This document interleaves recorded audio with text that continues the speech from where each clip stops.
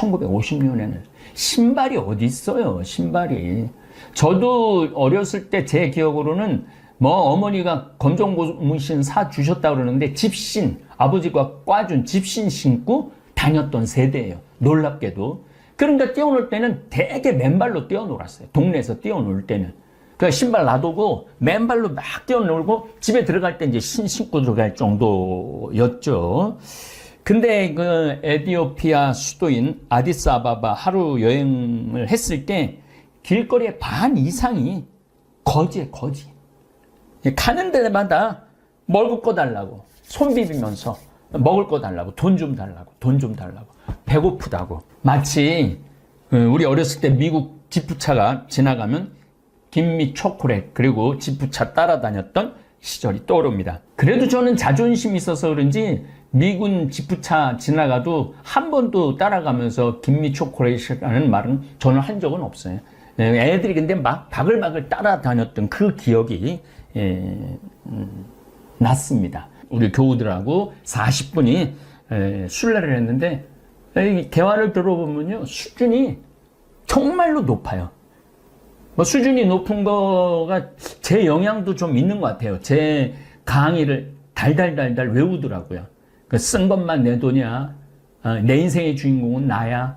나한테 선물을 나한테 해줘야 돼. 남한테 기대면 안 돼. 이런 말이 아주 자연스럽게 이렇게 나오는 걸 보면서 저 역시 좀 내가 한 30년 동안 그렇게 강의 다닌 보람이 좀 있구나. 그런 생각을 합니다. 저는 1년 6개월 동안 텔레비전 시청을 안 했습니다. 더욱이 뉴스 시청은 더더욱 안 했습니다. 그래서 1년 6개월 왜 안 했는지 여러분들 알 거예요. 대통령 선거를 10개월 했잖아요. 그때부터 안 한 거예요. 지금까지.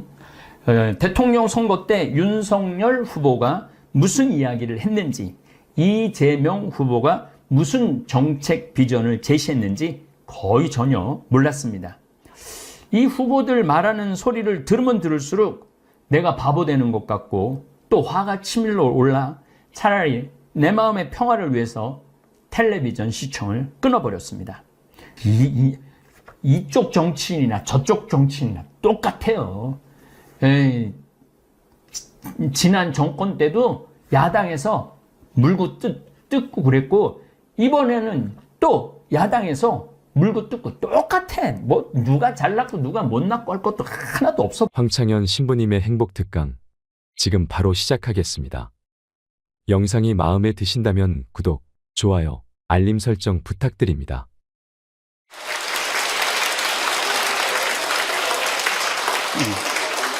예.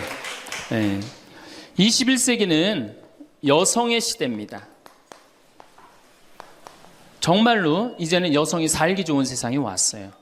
그리고 이 사회의 모든 중요한 결정, 경제적인 뭐 이런 것들도 전부 여성이 결정을 합니다. 그만큼 여성의 역할이 중요해졌죠. 또 21세기는 노인의 시대예요. 이젠 정말로 노인이야말로 늙어서 죽음을 기다리는 세대가 아니고 이 사회에 아주 중요한, 그리고 여러분들이 곧 닥칠 그러한 시대입니다. 이 여성과 노인은 지금까지 한 번도 행복한 대접을 못 받았어요. 사실은 여성이 이제까지 사람 대접 받은 적 있어요? 지난 2000년 동안? 없죠? 요즘 들어서 여러분들 이렇게 관광버스 타고 나오고 이렇게 강의 듣고, 이 시간 남편들은 뭐예요?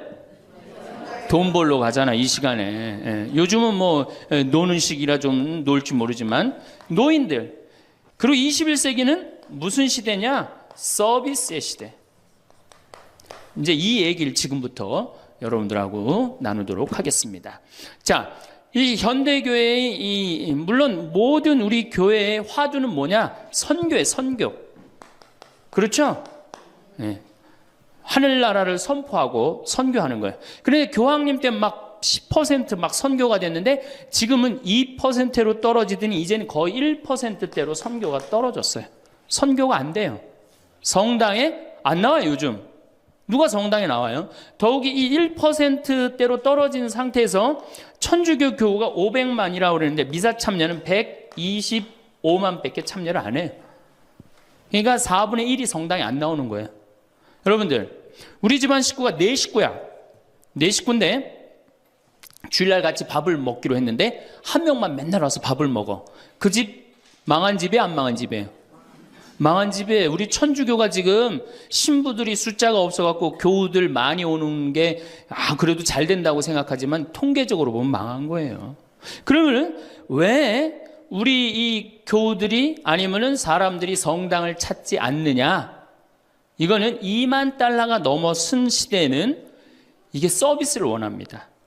대접받기를 원해. 2만 달러가. 이게 우리가 뭐 1,000달러, 2,000달러 땐 성당에서 신부님 막 혼내고 소리 질러도 어떻게 해요? 다 참고 살았어요. 왜? 내가 지질이 못 살고 있는데 성당 가서 욕 좀 먹는다고 어때? 근데 지금은 내가 그랜저를 타고 다니고 아파트 지금 동백지구 그 좋은 데에 거기 아파트를 내가 지금 살고 있는데 성당 가서 신부가 막 욕하고 소리 지른다고 거기 참고 나올 것 같아요? 안 나갑니다. 바로 옆 성당 운전하고 가요. 옛날엔 죽고 나서 하나 어딜 들어갔어? 거길 간 거예요. 근데 이제는 시대가 틀려졌어요. 여러분들은 사실은 하늘나라를 사신 고객이야.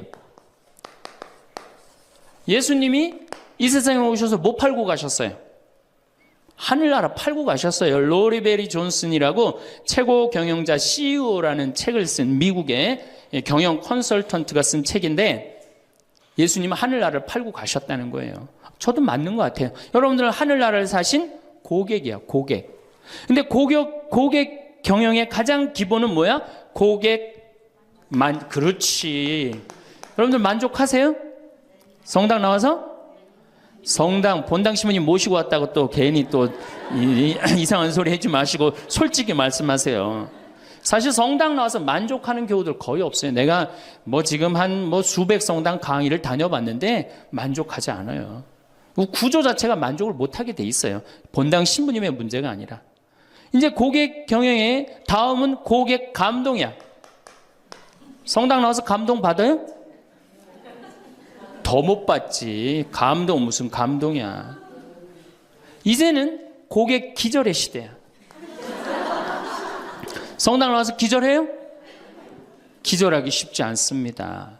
그런데 여러분들 모 핸드폰 회사에서 10년 전에 처음에 핸드폰을 내놓을 때 선전 하나가 저는 생각이 나요. 어떤 여성이 핸드폰을 이렇게 목에 걸고 막 자기 이 핸드폰에서 36화음이 막 나오는 거야. 너무너무 좋아. 그래갖고 앞에 전보산대를 못 봐요. 전보산대 못 봐갖고 전보산대에 부닥쳐서 기절을 합니다. 그 컨셉이 뭐냐 하면은 우리 핸드폰 쓰면 기절시켜 주겠다. 그거거든. 그래갖고 단일 품목으로 1위에 올라섰어요. 그러니까 이게 고객을 기절시켜줘야지 고객이 그 물건을 쓴단 말이야. 성당에도 어떻게 해야 돼? 기절해야지 성당에 많이 나오는 거예요. 근데 우리 수원교구, 내가 수원교구 신부지만은 수원교구 사실 만족, 감동, 기절할 일이 없어요. 서울에서 막 인구가 막 밀려갖고 툭하면 본당 분가야. 그래갖고 내가 성당을 정말로 열심히 줬어. 상하성당을 열심히 줬어. 사실 신갈성당부터 시작해줘. 신갈성당을 열심히 줬어. 그래갖고 열심히 져갖고 이제 근데 열심히 신앙생활을 해야 되겠다. 그런데 갑자기 어느 날 본당 신부가 본당 분가. 근데 재수없이 신갈성당에 속해서 산 게 아니라 내가 살고 있는 데가 상하구역이야. 그럼 어떻게 돼요? 또 내야 돼. 그래갖고 또 한 5년 열심히 줬어. 근데 열심히 줬는데 내가 또 이사를 갔는데 돈 모았고 이사를 갔는데 그 와중에 동백으로 갔는데 거기서 또 성당을 또 짓는다고 신축금을 내라 그래. 고객 기절이 아니라 고객 짜증이에요. 여러분들 돈 있는 교우들은 그나마 열심한 교우들은 냅니다. 근데 돈 없는 교우들은 한 번 못 내고 두 번 못 내면 다음에 어때요? 나중에 나오지 뭐. 나중에 돈 생기면 그다음에 내가 나오지. 그리고 떠나요. 그게 10%예요. 한 번 질 때마다 떠나는 인원이 10%예요. 그러니까 개신교는 한 번 지면은 어때요? 또 신축금 냅니까? 안 냅니까? 안 내요. 죽을 때까지 내가 여기 다니면 되는 거예요. 근데 우리 천주교는 내가 그냥 이사 가는 데마다 그냥 성당 짓는데 골라서 가는 교우들도 있어. 그러니까 한 교우가 5 성당 짓는 교우들도 많아요. 그래서 저한테 그러는 교우들 많아요. 신부님 제가 앉은 자리에서 5개 졌습니다. 참 이게 참 어려운 일이죠. 5개 성당 지금 평생 신축금만 냈다는 거예요. 정말 우리 교우들을 우리 이 성당에서 정말로 고객 대접을 하느냐. 우선 용어부터가 기분 나빠요. 용어가 신자야, 신자. 믿을 신의 놈자자 안 써요. 믿는 놈들이다, 이거 믿는 놈들이다. 천주교 공식 기도문이 뭐냐면 신자들이 바치는 빵과 포도주를 받아달라고 그래요. 신자들이.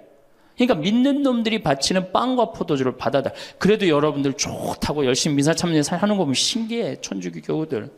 개신교는 성도예요, 성도. 여러분들 거룩한 물이야.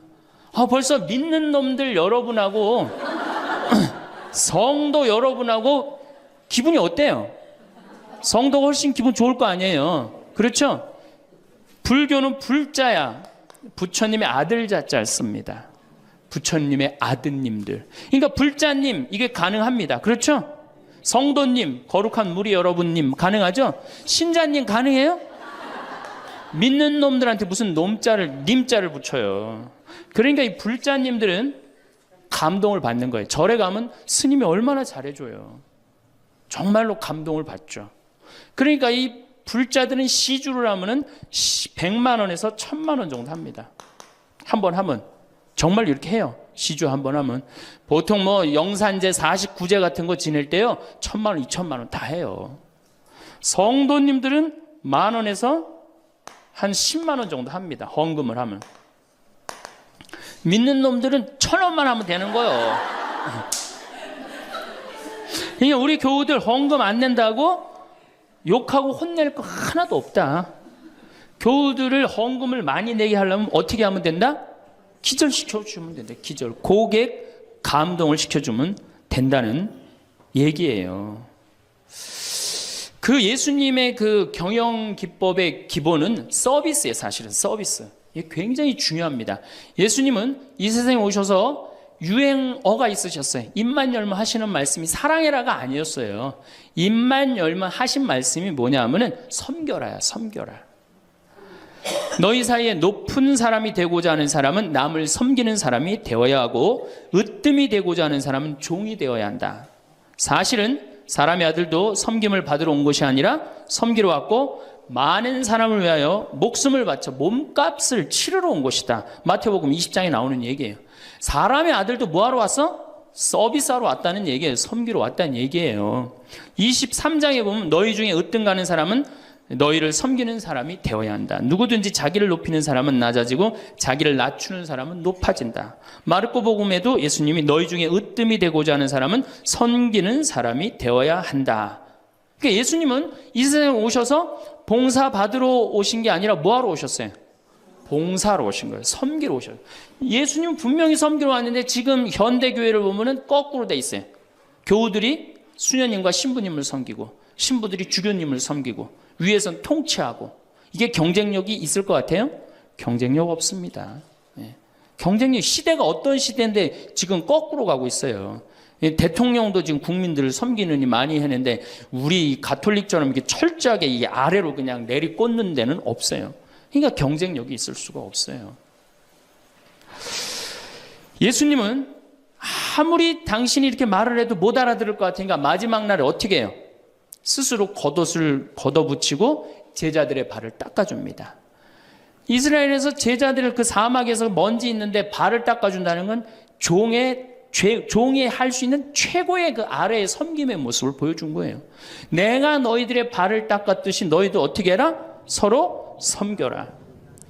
그러니까 이 섬기는 거는 21세기의 문제가 아니고 우리 교회의 본질이에요, 본질. 그러면은 여기 구역장님들이시죠? 반장님들이시죠? 오늘 오신 분들. 여러분들이 사실은 본당에서 누굴 섬겨야 돼? 교우들을. 신부님을 뭐하러 섬겨? 교우를 섬기라니까. 내 구역 식구, 반 식구를 얼마나 섬기느냐에 따라서 그 교회 공동체가 잘 되느냐, 잘 되지 않느냐가 결정되는 거예요. 제가 이렇게 환경센터, 수원에 우리 환경센터 있죠? 거기 직원 하나가 내가 자기 그 월급을 주는 신부인데도 하루는 와갖고 나한테 얼굴이 하얘져갖고 나는 세상에 이렇게 훌륭한 신부님을 처음 봤대. 무슨 얘기냐? 자기가 이 어느 서둔동 성당에 다니는데 그때 내 동창 신부가 있었어요. 한 10년 전 얘기예요. 예, 동창 신부가 있었는데 자기 부인이 결혼을 하자마자 자궁에 문제가 있었고 병원에 입원을 한 거예요. 근데 이 형제는 세례를 받았지만 자매는 세례를 받지 않았어요. 그런데 그 구역에서 가만히 이렇게 가정방문을 이렇게 구역장님들이 사정을 제일 잘하는 사람이 누구예요? 구역 사정을 제일 잘하는 사람. 본당 신부가 알아요? 모릅니다. 구역장님들이 제일 잘 알아요. 그래서 구역장님은 본당의 작은 신부들이야. 이분들이 진짜 섬길 줄 알아야 돼. 근데 가정방문을 가보니까 그 집이 결혼을 했는데 새색시가 입원을 한 거야. 그냥 본당 신부한테 가서 얘기를 한 거예요. 근데 그 본당 신부가 그 자매한테 형제한테 편지를 보냈어요. 형제님, 결혼하자마자 자매님이 이렇게 아파갖고 얼마나 걱정이 많으냐. 내가 우리 구역장님 통해서 병원에, 빈센트 병원에 입원해 있었으니까 병원에 방문을 시켜주고 집안도 좀 이렇게 좀 돌볼 수 있도록 하겠다. 그러니까 너무 걱정하지 말아라. 우리 교회 공동체가 자매님 건강 회복을 위해서 기도하겠다. 이 편지를 우리 직원 베드로라는 이 직원한테 보낸 거예요. 아니 안 그래도 마누라도 아프고 막 결혼을 막 했는데 마음이 막 울적한데 그것도 본당 신부님이 편지를 보내갖고 위로를 해주니 이 고객이 감동 받겠어 안 받겠어요? 감동 받을 수밖에 없어. 그래갖고 자기는 내 앞에서도 나는 우리 그 최 신부님을 제일 존경한다는 거예요. 이렇게 훌륭한 신부님이 어디 있냐는 거야. 이렇게 감동받고 아니나 달러 구역에서 병원에 가갖고 그 자매한테 기도도 해주고 또 집안 청소도 해주고. 그러니까 이 자매가 태어나자마자 뭐 했어요? 바로 입교했어요. 뭐 했어요? 바로 세례 받았어요. 이 자매가 세례를 받으니까 자기 친정 식구들 어떻게 돼? 당연히 따라서 세례를 받았어요. 우리가 길거리 뛰두르고 나가갖고 이른 양 찾기, 헌양 찾기, 쎄양 찾기 할 일이 아니에요. 진짜 선교 잘하려면 어떻게 하면 돼요? 감동시켜주면 돼요. 기절시켜주면은 알아서 옵니다. 근데 기절시켜줄 생각은 안 하고 어디서 뛰두르고 그냥 헌양 찾고 쎄양 찾고 그거 교우들 피곤해 안 피곤해? 솔직히 피곤해죠? 이게 전국으로 나가는 거니까 확실하게 얘기하세요. 네. 우리 천주교 교우들 부부싸움하고 어디 갈 데 있어요? 없죠? 여러분들 부부싸움 하면은 우리 정현석 신부님이 저기 재워줘요? 정영철 신부님 재워주세요? 사제관에 가면 재워줘요? 잤다가는 신부님도 쫓겨나고 여러분들도 쫓겨나요. 천주교는 어디 가서 잘 데가 없어요. 잘 데가. 그러니까 성당은 많이 저놀지 모르지만 교우들이 가서 쉴 데는 없단 말이에요. 영적으로 지친 교우들이. 근데 개신교는 여러분들 지금 버스 타고 여기 이 동백에서 여기까지 지금 오셨는데 여러분들은 못 느꼈지만 저는 그 길을 잘 알아요. 개신교 기도원이 10개가 넘게 여러분들 지나왔어요. 10개는 넘게. 그러니까 막 속상하고 싸우고 그러면 보따리 싸두고 어디 가요? 기도원 가면은 거기서 아버지 막 소리 지르고 막 이러면은 3일 정도 하면은 속 풀리잖아요. 그럼 또 돌아갈 수 있는 거 아니에요. 그거 얼마나 좋아요. 불교는 뭐가 있어요? 절에 가면 암자에서 다 재워줍니다. 제가 88년에 희방사라는 데를 갔었어요. 소백산을 갔는데 희방사에 갔는데 수녀님들하고 같이 갔었어요. 수녀님들하고 같이 여관을 갈 수가 있나? 그래서 희방사에 절에 들어가갖고 스님한테 그랬어요. 나는 신학생이고 우리 수녀님들인데 내일 새벽에 산에 올라가야 되는데 딱히 잘 데가 없다. 재워줬으면 좋겠다. 근데 스님이요 지금도 기억이 남아요. 두말 않고 방 2개를 수녀님 방, 내 방 이렇게 딱 내주시는 거예요. 주무시고 가시라고. 근데 우리 천주교 어디 가서 좀 재워달라 그러면 재워줄 데 있어요? 교구청 가면 재워줍니까? 하루 저 어디 가서 잘 데가 없는데 여기 좀 재워주면 안 되겠습니까? 재워줘요? 우리는 우리도 모르게 벽을 하늘같이 쌓고 살고 있어요. 천주교에 들어오기가 제일 어려운 거예요.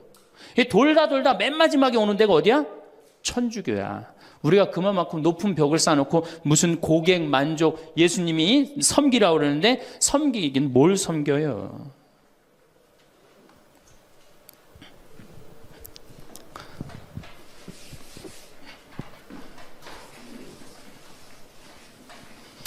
제가 그 2000년에 우리 정신부님이랑 나랑 똑같이 2000년에 정신부님 모현성당에 발령을 받았고 저는 능평성당에 발령을 받았어요.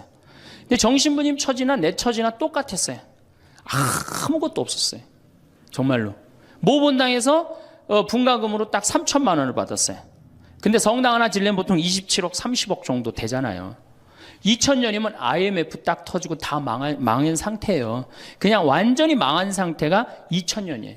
본당에 가보니까 성당이 어떻게 되어 있느냐면 지붕은 천막이야. 파란 천막으로 되어 있는 거야. 그 다음에 벽은 컨테이너예요. 컨테이너. 바닥을 보니까 맨 흙이야. 성당 바닥이. 막 여기서 막 원추리가 피는 거예요. 붓꽃도 피고 성당 바닥에서. 그런데 교우들은 보니까 600명이야. 교우들 600명인데 30억짜리 건물을 어떻게 줘요? 그래서 제가 그랬어요. 요한복음 3장에 뭐라고 그랬냐면은 예수님이 46년 만에 지은 성전을 허물라고 그랬다. 며칠 만에 짓겠다고? 3일 만에 짓겠다고. 예수님이 원했던 게 건물이냐 사람이냐? 그땐 교우들이 사람이래요. 그러면은 건물 짓는 건 중요한 게 아니다. 여러분들이 행복하면 그게 성전이다. 그리고 세계 어디에서도 성당 바닥에서 붓꽃도 피고 원추리도 피는 성당이 어딨냐. 이 최고 아름다운 성전이다. 난 성당 안 질 테니까 여러분들 그렇게 알아라. 근데 이 착한 교우들이 자꾸 신축금을 내는 거예요. 내지 말라고 그래. 안 짓는다는데 부담스럽게. 그래서 제가 두 번째 한번 또 공식적으로 얘기를 했어요. 난 성당 안 짓는다고 그랬다. 왜 자꾸 내냐. 여러분들이 내는 여러분들은 정말로 신앙이 좋아갖고 내지만 못 내는 교우들 미안해서 못 나오니까 내지 말아라. 그때 이제 교우들이 헷갈리는 거예요. 저게 진짜 내라는 건지 내지 말라는 건지 저게. 에? 그래서 첫 해에 교우들이 신축금을 얼마를 했냐면 7천만 원 했어요. 저는 굉장히 많이 했다고 생각해요. 굉장히. 첫 해에 600명 교우들이.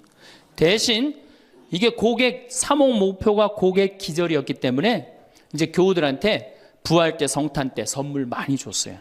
왜냐하면 내긴 내는데 나오는 게 없잖아. 옛날에는 뭐 밀가루도 주고 그랬대는데 한 3, 40년 사이에 천주교에서 아무것도 안 나가요. 버릇 나빠진다고 교우들. 네.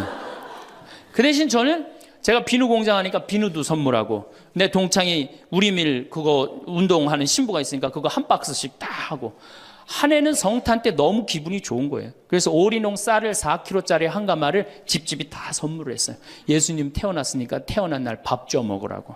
교우들이 막 성당은 막 지붕은 천막이고 막 여기 막 원추리도 피고 그러는데 맨날 선물 나오지. 성탄 때 밥 해 먹으라고 쌀을 선물로 주니까 교우들이 너무너무 막 전화를 하고 난리가 났어요. 신부님 너무너무 고맙다고. 그래서 제가 그렇게 고마웠냐 그랬더니 너무 고마웠대. 그럼 그 고마운 마음을 구유예물에 한번 표현해봐라. 제가 이제 그랬어요. 그랬더니 교우들이 구유예물을 했는데 그때는 교우가 1000명이었는데 구유예물이 1700만 원이 나왔어요. 한 집에 7만 원씩 한 거예요. 기적이죠. 깜짝 놀랐어요. 저도 놀래고 교우들도 놀래고. 그래서 그 돈을 어떻게 했느냐? 아프리카에 다 보내버렸어요. 왜? 가난한 예수님 건데 성당 짓는데 안 짓는데 성당 짓는 기금을 한다는 게 그렇잖아요. 아프리카에 다 보내버렸어요. 교우들이 행복한 거예요. 어쨌든 성당은 없어도. 그리고 제가 이제 그 봄에 가을에 이제 할머니 할아버지들을 모시고 꼭 여기 생태마을에 모시고 왔어요. 모시고 와갖고 어떻게? 주일학교들은 캠프 안 데려가도 할머니 할아버지는 2박 3일씩 내가 모시고 왔어요. 진짜 중요한 교회에서 중요한 세대는 할머니 할아버지예요. 미사 다 채우는 사람들이 누구예요? 할머니 할아버지 제일 중요해. 그리고 죽지도 않기 때문에 계속 중요한 세대로 남아 있어요. 계속 중요한 세대로. 그래서 이제 할머니 할아버지들을 모시고 와서 5월달 지금부터 이제 취나물 납니다. 고사리 납니다. 그럼 내가 뜯어갖고 같이 밤에 여기 모닥불 펴놓고 며칠 전에도 만수 일동 노인대학에 와서 모닥불 펴놓고 근사하게 놀고 갔어요. 모닥불 펴놓고 고기 구워 먹고 거기서 같이 춤추고 노래하니 할머니 할아버지들이 70, 80 평생 그래본 적 있어요 없어요? 한 번도 없는 너무너무 행복한 거예요. 여기 또 래프팅도 제가 시켜드려요. 할머니들 래프팅. 그래 이제 82살 먹은 스텔라 할머니가 허리가 이렇게 구부러졌는데 자기는 안 내려간다는 거예요. 왜? 신부님 난 늙고 허리도 아프고 그래서 힘도 없고 그래서 난 못한다고. 할머니 배만 타면 배가 떠내려가는 거지 할머니 노짓는 것도 아니니까 그냥 가자. 그래갖고 이제 할머니 손을 잡고 저 래프팅장에 내려갔어요. 근데 이제 할머니 할아버지 한 100분 정도 계셨는데 이게 머리 하얀 할아버지 머리 하얀 할머니들을 노란 하이바 씌워놓고 노란 조끼 입혀놓으니까 늙었는지 젊었는지 구분도 안 돼. 얼마나 이쁜지 몰라요. 그러고 딱 배를 타고 내려가 보니 얼마나 좋아요. 배가 두둥실 떠내려가는 것처럼 마음도 어때요? 나이 먹었다고 여러분들 감정이요. 늙었다고 감정이 없는 게 아니에요. 늙으면 늙을수록 더 감정이 더 정말로 애틋합니다. 그 할머니들 보니까 막 소양강 처녀 부르고 뭐 두만강 부르고 할아버지 배에 물 견지고 난리도 아니야. 이제 2시간이 지났어요. 래프팅이 끝나고 할머니가 패들이라고 그래. 패들을 이렇게 쥐고 이렇게 허리가 구부러졌으니까 이렇게 올라왔어요. 할머니 어땠어요? 그랬더니 이 할머니 하시는 말씀이 죽어도 좋아. 그래요. 죽어도 좋아. 이 고객은 기절을 한 거예요. 이 할머니가 애들을 8을 낳는데 본당에 돌아가갖고 그랬대요. 니네들 다 모여봐라. 다 불렀대요. 죽전, 분당, 여기 사는 교우들 다, 저 아들, 딸들을 다 불렀대요. 니네들 내가 80평생 살 동안 나하고 2박 3일 놀러가고 모닥불 피고 나하고 내 손잡고 춤춰준 적 있냐? 없지. 니네들 내가 늙었다고 나 래프팅 시켜준 적 있냐? 없지. 근데 우리 신부님이 제가 지금은 40대지만 그때는 30대였거든. 30대 중반. 우리 신부님이 그걸 다 해줬다. 나는 우리 신부님 너무너무 행복하다. 신부님 때문에. 근데 이 신부님이 성당을 줘야 되는데 돈이 없다. 돈이 없으니까 니네들 나한테 못 해준 거 돈 갖고 와라. 그래서 할머니가 신문지에 돈을 이만큼 싸갖고 왔어요. 이거 뭐냐 그러니까 신부님 이거 내가 신축금으로 자식들한테 걷어온 거래. 그러니까 이 고객이 기절하니까 내가 시키지도 않았는데 앵벌이를 알아서 해갖고 와.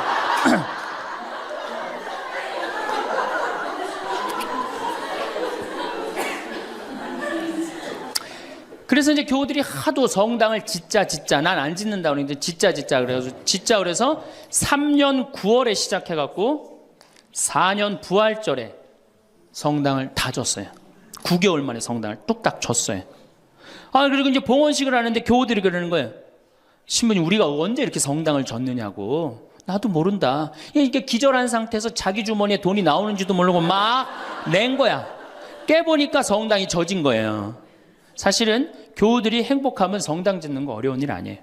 우리 정신부님도 모현 성당 참 멋있고 깨끗하게 또 지셨는데 어떻게 또 동백으로 또 가고 참 불쌍한 신부예요. 사실은 하나만 지면 됐지. 여러분들 조금 기절한 상태에서 좀 도와주세요. 조금 기절한 상태에서. 이렇게 성당에 나오면 행복해야 되는데 우리 천주교는 행복하지 않아요. 성당에 나가면요 우리 컨셉은 우울이야. 우울. 개신교는 컨셉이 뭐예요? 기쁨이에요. 기쁨. 감사, 찬양, 영광, 경배, 알렐루야. 그렇죠? 아멘. 이렇단 말이야 개신교는. 근데 우리 천주교는 이게 서비스의 정신이 없기 때문에 우울로 돌아갈 수밖에 없어요. 그러니까 우리는 주로 뭐냐면은 봄 판공, 가을 판공, 십자가의 길, 참회의 절, 양심 성찰 이런 거란 말이야. 그냥 늘 우울해. 나는 우리 교우들 참 불쌍해요. 왜 불쌍하냐면은 일주일 내내 그냥 시어머니 때문에 속이 부글부글 끓었어. 남편 때문에 부글부글 끓었어. 일주일 내내 며느리 때문에 속이 부글부글 끓었어. 그래갖고 성당에 가서 이걸 좀 풀어야 되는데 성당 가면 어떻게 기를 죽이냐면 미사 시작 우리가 첫 전례가 뭐냐면 이 참회의 절이에요.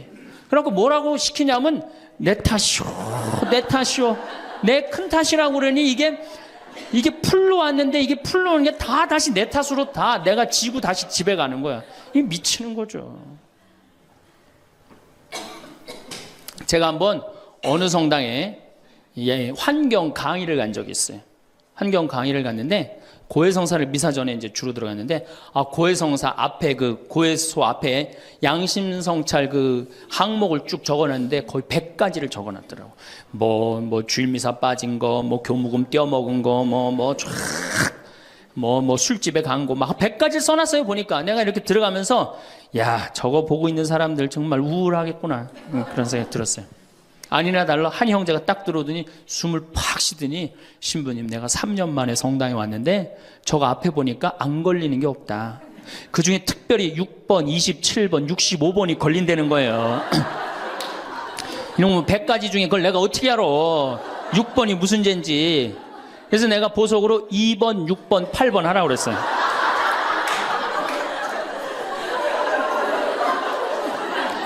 그러니까 우리 교우들은 이게 미사 참여를 해도 막 기쁘거나 내가 좀 하느님한테 경배를 드렸다. 내가 오늘 정말 알렐루야 아멘을 했다. 이런 기분이 안 들어요. 미사를 해도 막 그렇고 안 한 것 같기도 하고 성가 썰이 들어오면 더 미쳐요. 내가 이 성가 이렇게 피정지도 나가서 부르다가 몇 번 죽을 뻔한 적도 있어요. 주여 임하소서 부르다가 죽을 뻔한 적 많아요. 어떻게 불러? 주여 임하. 언제 숨 쉬어야 돼 이거? 이러니 죽는 거지. 이러니까 죽는 거지. 여러분들 개신교 이거 4분의 3박자로 불러요. 개신교. 주여 임하소서 내 마음에 암흑에 헤매는 한 마리 양을 태양과 같으신 사랑에 얼마나 좋아. 근데 우리는 이거를 어떻게 부르냐면 청승을 떨면서 불러요. 청승.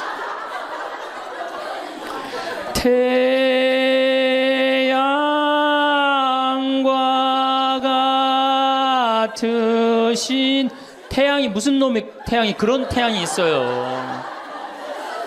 그래서 성가하고 나면 힘들어 막 기쁜 게 아니라. 그렇지 않아요? 난 대림절에 제일 부르기 싫은 노래가 구세주 빨리 오사요. 그 노래 미칩니다. 그게 빨리 오라는 거예요? 오지 말라는 거지.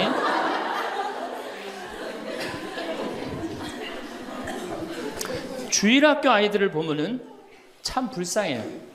왜 불쌍하냐면 주일학교 아이들이 여름신앙학교를 해요. 그럼 얼마나 신나 여름신앙학교를 하면은. 그래갖고 막 성당에서 티도 주고 간식도 주고 율동도 배우고.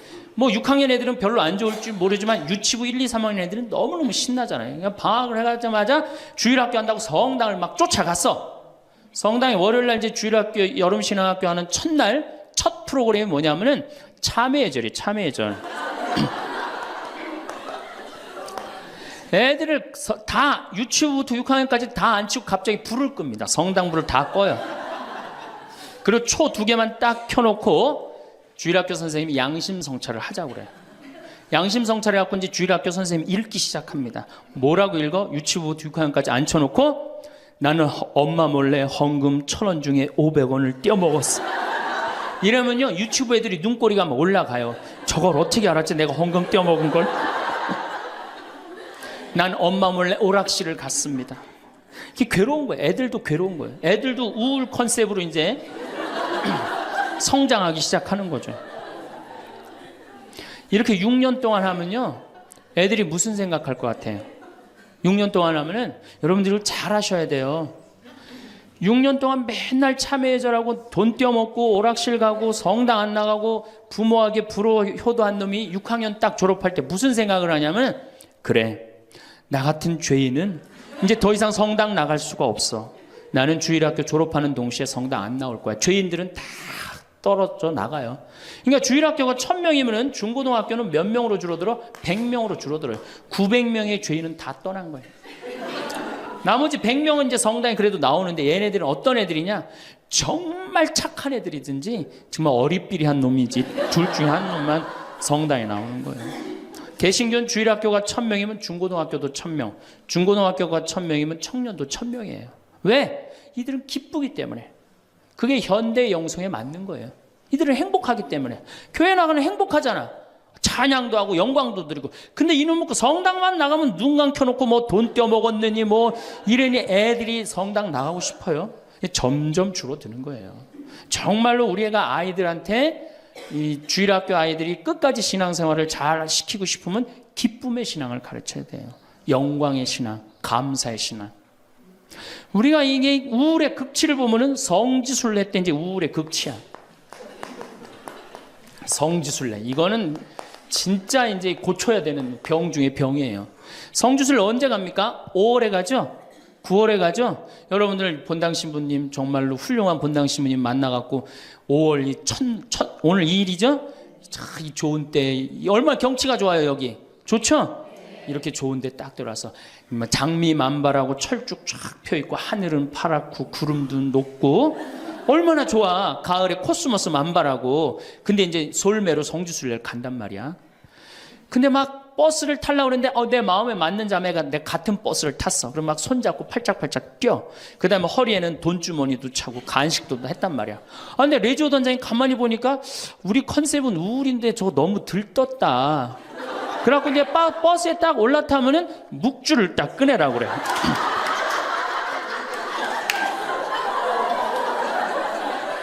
묵주를 꺼내라고 꼭 고통의 신비를 꼭 해요.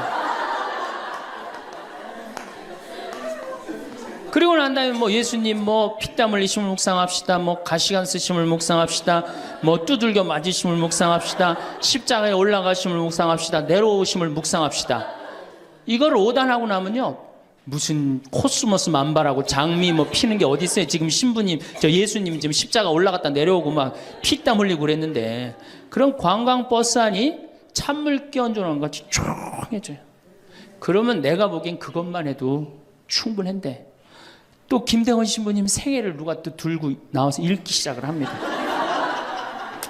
신부님 할아버지는 감옥에서 매 맞아 죽고 아버지는 1839년 기회박해 때 목 잘려 죽고 막 이런 얘기하면은 버스 아니 뭐 지금 뭐 관광버스를 탔는지 이게 관광버스가 아니에요. 장례차가 가는 거 장례차.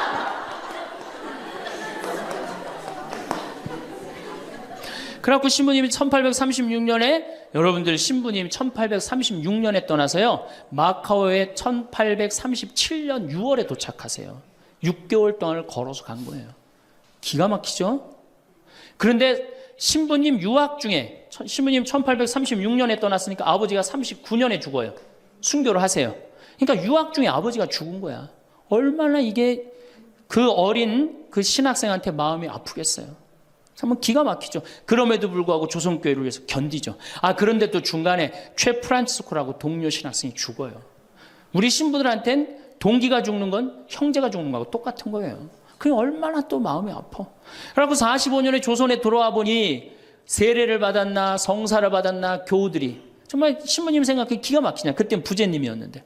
그래갖고 빨리 신부님을 영입해야 되겠다. 그리고 이제 서해 바다에서 배를 12m 정도밖에 안 되는 배를 타고 그거를 상하이를 건너간다고 간 거예요. 어부들은 신부님이 하도 그 부제님이 하도 똑똑하고 그러니까 항해수를 아는 줄 알고 무조건 따라갔는데 항해수를 알긴 뭘 알아. 저쪽이 중국일 것이다. 가자. 그리고 간 거예요. 그러니 돛 떨어지고 닷 깨지고 20일 동안 표류를 합니다. 정말 죽을 둥 살 둥 해갖고 중국에 도착을 해요. 상해 가갖고 또 고초를 겪고. 그래서 이제 주교님을 만나갖고 서품을 받고 또 어떻게 또 중국에서는 또 어떻게 저쪽이 조선일 것이다. 그것도 주교님까지 모시고 가자. 그래갖고 갔어요. 갔는데 웬걸 딱 도착을 했는데 사람이 말하는 이상한 말을 하는 거 어디서 와서 꽝 이러는 거예요. 제주도로 간 거예요. 제주도로 잘못 가갖고 제주도에서 또 미사를 봉헌하시고 인천 아파트로 와서 사목을 하는데 잠을 잡니까? 뭐를 합니까? 그러다가 6월 달에 순이도에서 붙잡히세요. 붙잡혀갖고 한양으로 압송을 되는데 6월에서 9월이면 여름을 지나는 거 아니에요? 얼마나 똑똑해. 세계지도 그릴 줄 알지, 라틴어 할 줄 알지, 중국어 할 줄 알지. 이 급변하는 세상에서 나라를 위해서 일 좀 하려고 그러는데 우리 대장 예수님을 두고 내가 어디를 하느냐 이래갖고 그냥 당당하게 이렇게 견디시잖아요. 그래갖고 막 신부님 허벅지를 때려. 그래갖고 막 구데기가 끓고 그러죠. 그러다 9월 16일 날 신부님이 순교를 하셔요. 새남터에서. 근데 돌아가실 때 또 어떻게 돌아가시느냐? 이쪽으로 되면 잘 자르겠느냐, 저쪽으로 되면 잘 자르. 얼마나 용감하세요. 그래갖고 8번째 칼에 신부님 목이 떨어졌다. 이렇게 훌륭한 성인 신부님을 모시고 사는데 여러분들 뭐 하는 거냐? 주일 미사도 잘 안 나오고 선교도 안 하고. 그럼 또 그냥 막 기가 죽어갖고 고개를 또 우울 컨셉으로 고개를 숙이는 거야. 자, 장하다 순교자 합시다. 장하다 순교자 주 이러면 진짜 장례차가 가는 거예요. 그래갖고 이제 성지에 도착을 하면은 시키지 않았는데도 십자가 얘기를 알아서 해요. 시키지 않았는데. 그리고 이제 밥을 먹고 나면은 레지오 단장이 미안한 거야. 그래도 1년에 한 번 관광버스 타고 나왔는데 이거 묵주기도부터 기죽이기 시작해갖고 뭐 신부님 생에 막 아버지도 죽고 할아버지도 죽고 엄마는 거지가 돼서 돌아다니고 막 장하다 순교자까지 하고 막 십자가 얘기를 하고 하늘은 파랗고 꽃은 만발한데 너무 우울해. 그럼 이제 전심 때 술을 따르기 시작합니다. 한 잔씩 먹이기 시작해요. 한 잔씩 먹이고 돌아올 때 보면요. 가관이 아니에요. 분명히 갈 때는 장하다로 갔는데 올 땐 차차차로 오는 거예요.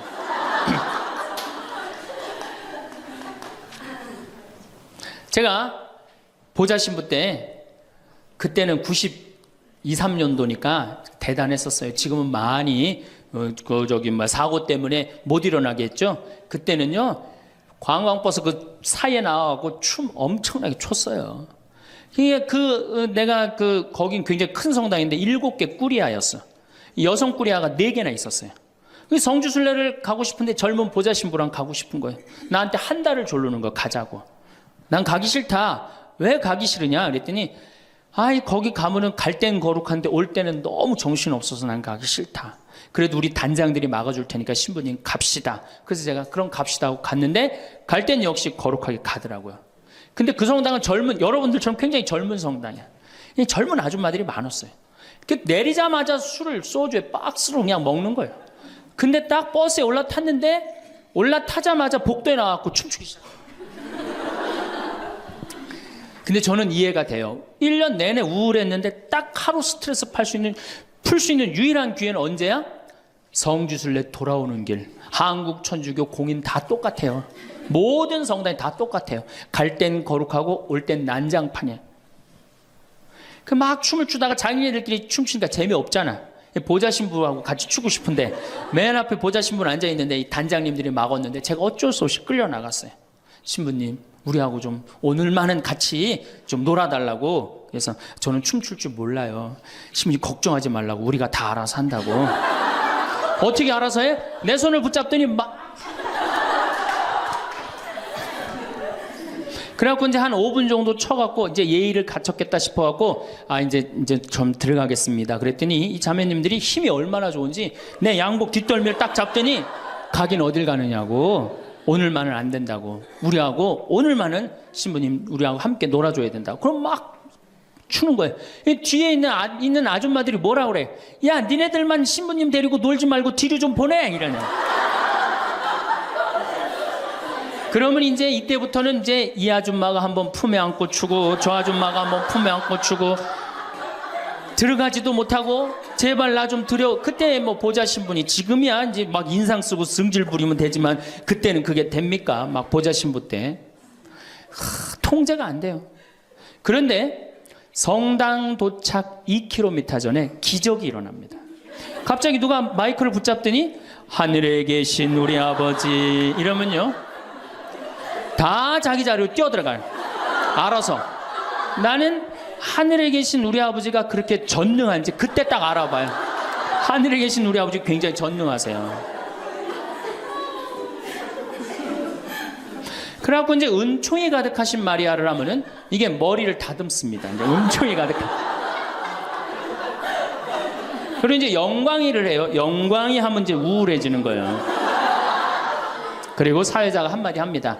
우리 이제 본당에 돌아가서 열심히 살자고. 그럼 다 우울하게 집에 가는 거예요. 왜 신앙생활하면서 왜 우울해야 되느냐? 왜 내가 하느님을 믿으면서 정말로 자랑스럽고 당당하고 행복하지 않느냐? 문제가 많습니다. 예수님은 굉장히 축제를 좋아하셨어요. 예수님은. 여러분들 예수님 태어날 때 어떻게 태어나셨어요? 태어날 때부터 범상치 않게 태어났죠? 어떻게 태어났어요? 쇼를 하면서 태어났잖아요. 우주 쇼를 하면서. 그리고 예수님은 항상 뭐라고 그러셨느냐면 하늘나라를 잔치에 비유하길 좋아하셨어요. 잔치 참 좋아하셨어요. 잔치. 좋아하셨잖아요, 잔치. 그리고 당신은 항상 어디에 비유하길 좋아하셨어요? 신랑에 비유하길 좋아하셨어요. 이거 기쁨이에요, 우울이에요? 기쁨이죠? 그리고 예수님 부활하고 난 다음에 제자들 막 물고기 다 잡았을 때 어떻게 해줬어? 물고기 바베큐로 준비를 해줘갖고 와서 먹어라. 먹는 거 굉장히 중요하게 여기신 분이에요, 예수님. 먹는 거. 예수님 뭐 바리사이나 사두가이가 예수님 보고 욕할 때 뭐라 그래? 저 사람 맨날 먹고 마신다. 맨날 먹고 마신다. 예수님은 먹고 마시는 거 무지 좋아해요. 그래서 첫 기적을 뭘로 하셔요? 가나의 혼인잔치로 하는데 뭘로 만들어? 술을 많게 하는 기적을 하잖아요. 그러니까 술로 당신의 구원 사업을 시작하신 분이에요, 예수님은. 술로 시작해서 술로 끝내십니다. 어떻게? 최후의 만찬 때 술 3잔 마시고 성찬절례 제정하신 거예요. 얼마나 우리의 인간의 삶을 축복하셨어요. 그런데 2000년 동안 그리고 예수님 뭐라 그랬어요? 행복. 구약 시대는요 전부 하지 말아요. 뭐 하지 마라, 뭐 달린 짐승 먹지 말아라, 뭐 하지 말아라, 뭐 하지 말아라, 주일 안식일 날 뭐 하지 말아라, 맨 하지 말아잖아. 근데 신약 시대 와갖고 예수님이 입을 열어 하신 첫 마디가 뭐냐면은 첫 설교, 첫 강론. 이게 굉장히 중요합니다. 첫 강론이 마태복음 5장부터 8장까지에 있는 산상설교예요. 그 산상설교의 첫 강론이 뭐냐면 진복 8단이에요. 예수님이 입을 열어갖고 하신 거는 하지 마라가 아니라 해라야, 해라. 어떻게 해라? 행복하여라 마음이 가난한 사람들, 행복하여라 마음이 온유한 사람들, 행복하여라 마음이 깨끗한 사람들, 행복하여라 슬퍼하는 사람들. 그러니까 예수님이 우리한테 원했던 건 뭐야? 행복하기를 원한 거예요. 행복하기를. 5장 8절에 뭐라고 그러시냐면 너희는 기뻐하고 즐거워하라. 하늘에 받을 상이 크다. 우리 보고 기뻐하고 즐거워하라고 그랬는데 2000년이 지나서 와서 보니까 기뻐하고 즐거워하는 건 온데간데 없고 우울만 남아있어. 이거 문제가 있는 거죠. 그리고 7장에 뭐라고 그러셔요? 너희들 걱정하지 말아라. 내일 걱정은 누구한테 맡겨라? 내일한테 맡기고 오늘 한 일로 오늘 충분하다. 이렇게 예수님이 우리한테 행복한 걸 가르쳐 줬는데 우리는 행복은 온데간데 없고 우울한 것만 남아갖고. 그러니까 우울하니까 우리 천주교 교우들은요 하늘을 향하지 않습니다. 어딜 향해요? 땅바닥을 향해. 땅바닥을 향하다 보니까 못 받은 것만 생각나는 거야. 그러니까 우리가 받은 게 999가지인데 하느님한테 그거 감사. 여러분들 이 아름다운 자연 공짜로 보는 거 감사해 안 감사해? 공기 공짜로 마시는 거 감사해 안 감사해? 하느님이 빈님 공짜로 내려주시는 거 감사해 안 감사해? 북한에서 안 태어나고 남한에서 태어난 거 감사해 안 감사해? 감사하죠? 감사할 게 얼마나 많아. 이 하늘을 봐야지 감사한데 우린 우울하니까 땅바닥만 보는 거야. 그러니까 못 받은 것만 생각나는 거예요. 못 받은 거 더 달라고 하느님 부담스럽게 묵주기도 9일기도 54일기도 해가면서 계속 달라고 그러고 그냥 우울한 컨셉은 이렇게 영성이 따라갈 수밖에 없어요. 이제 여러분들 감사하십시오. 데살로니가 전서 5장 16절에 뭐라 그래? 항상 감사하시오. 항상 기도하시오. 항상 기뻐하시오. 이것이 우리 주 예수 그리스도를 통하여 드러내신 하느님 아버지의 뜻입니다. 그랬어요. 그러니까 여러분들 정말로 내가 하느님을 믿는다, 내가 천주교 신앙생활을 한다, 그러면은 그거는 굉장히 당당한 거고 감사한 거고 영광스러운 거예요. 근데 우리 자꾸 젖어들어요. 오그라들어. 내가 신학생 때 한번 밥을 먹으면서 일반 음식점에서 성호를 긋고 밥을 먹었어요. 성부와 성자와 성령의 이름으로 아멘하고 밥을 이렇게 기도를 하고 먹었는데 반대편에 앉아있는 형제가 내가 보긴 성당 다니는 형제 같아 보니까. 근데 저 젊은 놈이 성호를 긋고 밥을 먹으니까 굉장히 미안했나 봐요. 그래서 이렇게 보는데 내 눈에 딱 띄었어요. 허벅지에 십자가를 이렇게 긋고 먹더라고요. 우리 신앙이 자꾸 이렇게 오그라드는 거예요. 우리가 하느님께 받은 은혜가 너무 많으면은 하느님께 영광 드리고 그 받은 은혜에 대해서 다른 사람한테 자랑하는데 우리는 그런 영성이 없어요. 못 받은 것만 생각나고. 그러니까 이 감사기도, 찬양기도, 영광기도 드리는 것보다는 간구기도가 훨씬 많아요. 우리가 간구기도를 하다 보면 자꾸 하느님을 의심하게 됩니다. 여러분들 신앙은요 감사드리고 찬양드리다 보면 하느님과 거의 하나가 되는데요 자꾸 간구기도를 바치면 자꾸 하느님과 갭이 생겨요. 점점 멀어지는 거예요. 그러니까 여러분들이 청원 기도를 많이 하면 할수록 어때요? 하느님과 멀어지는 거예요. 그 예수님이 뭐라 그랬어요? 너희들 굳이 이 말 저 말 하지 말아라. 하느님 아버지가 다 알아서 해줄 거다. 그 좋은 말씀을 우리가 다 듣고도 우리는 신앙의 본질을 자꾸 어긋나고 있는 거예요. 그래서 여러분들 이제 우울을 내다 버리십시오. 우울을 내다 버리고 정말 행복하게 그렇게 사시고, 다음 시간에 제가 그럼 어떻게 하면 행복하게 살 수 있느냐, 우리가 정말로 행복으로 가는 길이 뭐냐, 이거 전심 먹고 하도록 하겠습니다. 참미수님, 네, 오랜만에 번외 특강 준비해 봤습니다. 현재 제3국, 그러니까 가난한 나라죠. 아프리카, 남아메리카, 동남아시아 국가들에게 가장 인기 있는 나라는 대한민국이랍니다.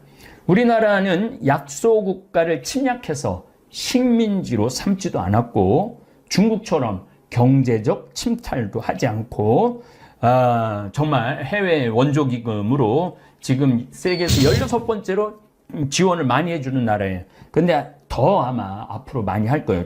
학교도 지어주고 물 제공 프로젝트도 실시하고 의료 지원 사업도 지원해주는 천사 나라라는 칭송을 받고 있습니다.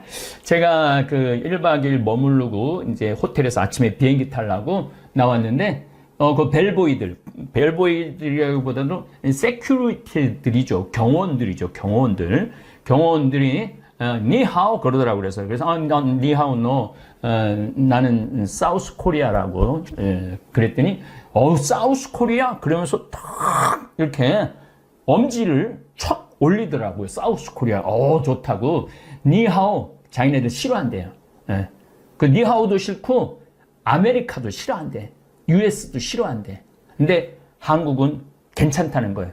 한국은 형제의 나라라는 거예요. 그럼 무슨 얘기인가 했더니 6.25 전쟁 때 그 황제가 그 정예병을 파견해줘요. 그래서 에티오피아에서 파견 온 군인들은 백전백승이었다고 그래요. 그렇게 잘 싸웠다고 그래요. 그때 다 15살, 20살 된, 그래서 그들을 추모하는 기념관도 가보고 사진도 보고 그랬는데 굉장히 많이 보냈더라고요. 그래서 이디오피아 사람들이 우리한테 형제의 나라라고 그러고 우리가 이디오피아에 지원을 많이 해주죠. 그래서 지금 전 세계에서 지금 인기 있고 뜨는 나라가 한국이에요. 더욱이 요즘 드라마, 영화, 저도 텔레비전을 전혀 시청하지 않는데 넷플릭스로 드라마 그 선샤인, 미스터 선샤인 그거를 보는데 어쩜 그렇게 화면을 잘 만들었는지. 또 귀국하자마자 한산이라는 영화를 봤는데, 야, 저희가 미드를 안 봐요. 재미가 없어서. 속도전이 없어요. 미국 드라마를 보면 저 애들 장난하는 거야 뭐야. 근데 우리들의 블루스도 다 이제 잠비아, 이디오피아, 미국 다니면서 우리들의 블루스도 다 봤고 하도 재밌다고 그래갖고 그것도 다 봤어요. 그리고 요즘은 이상한 변호사 우영우를 보고 있는데, 그 법률이라 참 굉장히 재미없을 것 같고 딱딱할 것 같은데 한 판례가 우리의 삶하고 많은 연관이 있더라고요. 더욱이 전 이기수 신부님 그 지체장애자 그 사연을 너무너무 잘 알고 있는 터라 더 애정을 갖고 요즘 아주 시청을 열렬히 하고 있습니다. 열렬히 하고 있는데 느낌은 그거예요. 어쩜 저렇게 샷을 잘 잡을까? 어쩜 저렇게 음악을 잘 섞을까? 우리나라 연기자들 어쩜 저렇게 연기를 잘할까? 놀라울 정도로. 그러니까 우리나라 드라마, 우리나라 음악에 지금 전 세계가 아주 매료되어 있죠. 그래서 사우스 코리아, 그럼 다 이거예요. 어딜 가나. 사우스 코리아, 그럼 이거예요. 참 기분 좋은 그러한 40일간의 여행을 했습니다. 70년 전 6.25 전쟁 때 국민들 대부분이 신발 없이 맨발로 다니고 길거리에는 우리나라도 거지가 흘러넘쳤어요. 1950년에는. 신발이 어디 있어요, 신발이. 저도 어렸을 때 제 기억으로는 어머니가 검정고무신 사 주셨다 그러는데 집신, 아버지가 꽈준 집신 신고 다녔던 세대예요. 놀랍게도. 그런데 뛰어놀 때는 되게 맨발로 뛰어놀았어요. 동네에서 뛰어놀 때는. 그 신발 놔두고 맨발로 막 뛰어놀고 집에 들어갈 때 이제 신고 들어갈 정도였죠. 근데 그 에티오피아 수도인 아디스아바바 하루 여행을 했을 때 길거리의 반 이상이 거지에 거지.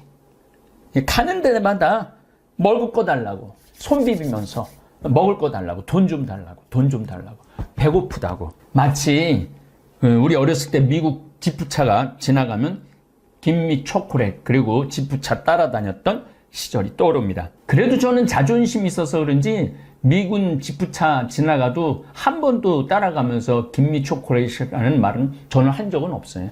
애들이 근데 막 바글바글 따라다녔던 그 기억이 났습니다. 그리고 너무 불쌍해요.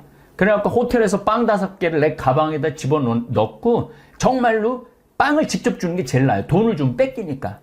그래갖고 빵을 5개를 나눠줬던 기억도 납니다. 먹는 게 없으니까 뼈골이 앙상하죠. 거의 저도 뼈골이 앙상하잖아요. 몸의 수준인 굶주림에 시달리는 국민들이 길거리에 흘러 넘쳤습니다. 미국에 가면 내가 미국을 가면 갈수록 한국 참 살기 좋은 나라다 감탄을 합니다. 대한민국이 이제 국가기반시설이나 국민 수준이 미국과 견주어도 하나도 어색하지 않는 내 나라 대한민국 생각하면 가슴이 벅차오릅니다. 전 요즘 다볼사이버 교우들하고 만날 기회가 몇 번 있었어요. 6월 6일 날 다볼사이버 성당 설립 1주년 미사 때 그 교우들의 행동 하나하나 말 하나하나 또 나를 찾아오는 초등학생들도 얼마나 예의가 바르고 아이들이 자신감이 있는지. 또 8월 19일 최양업 신부님 성지순례 시작을 했습니다. 18분의 교우하고 청전동, 서부동 우리 교우들하고 40분이 순례를 했는데 대화를 들어보면요 수준이 정말로 높아요. 뭐 수준이 높은 거가 제 영향도 좀 있는 것 같아요. 제 강의를 달달달달 외우더라고요. 쓴 것만 내 돈이야. 내 인생의 주인공은 나야.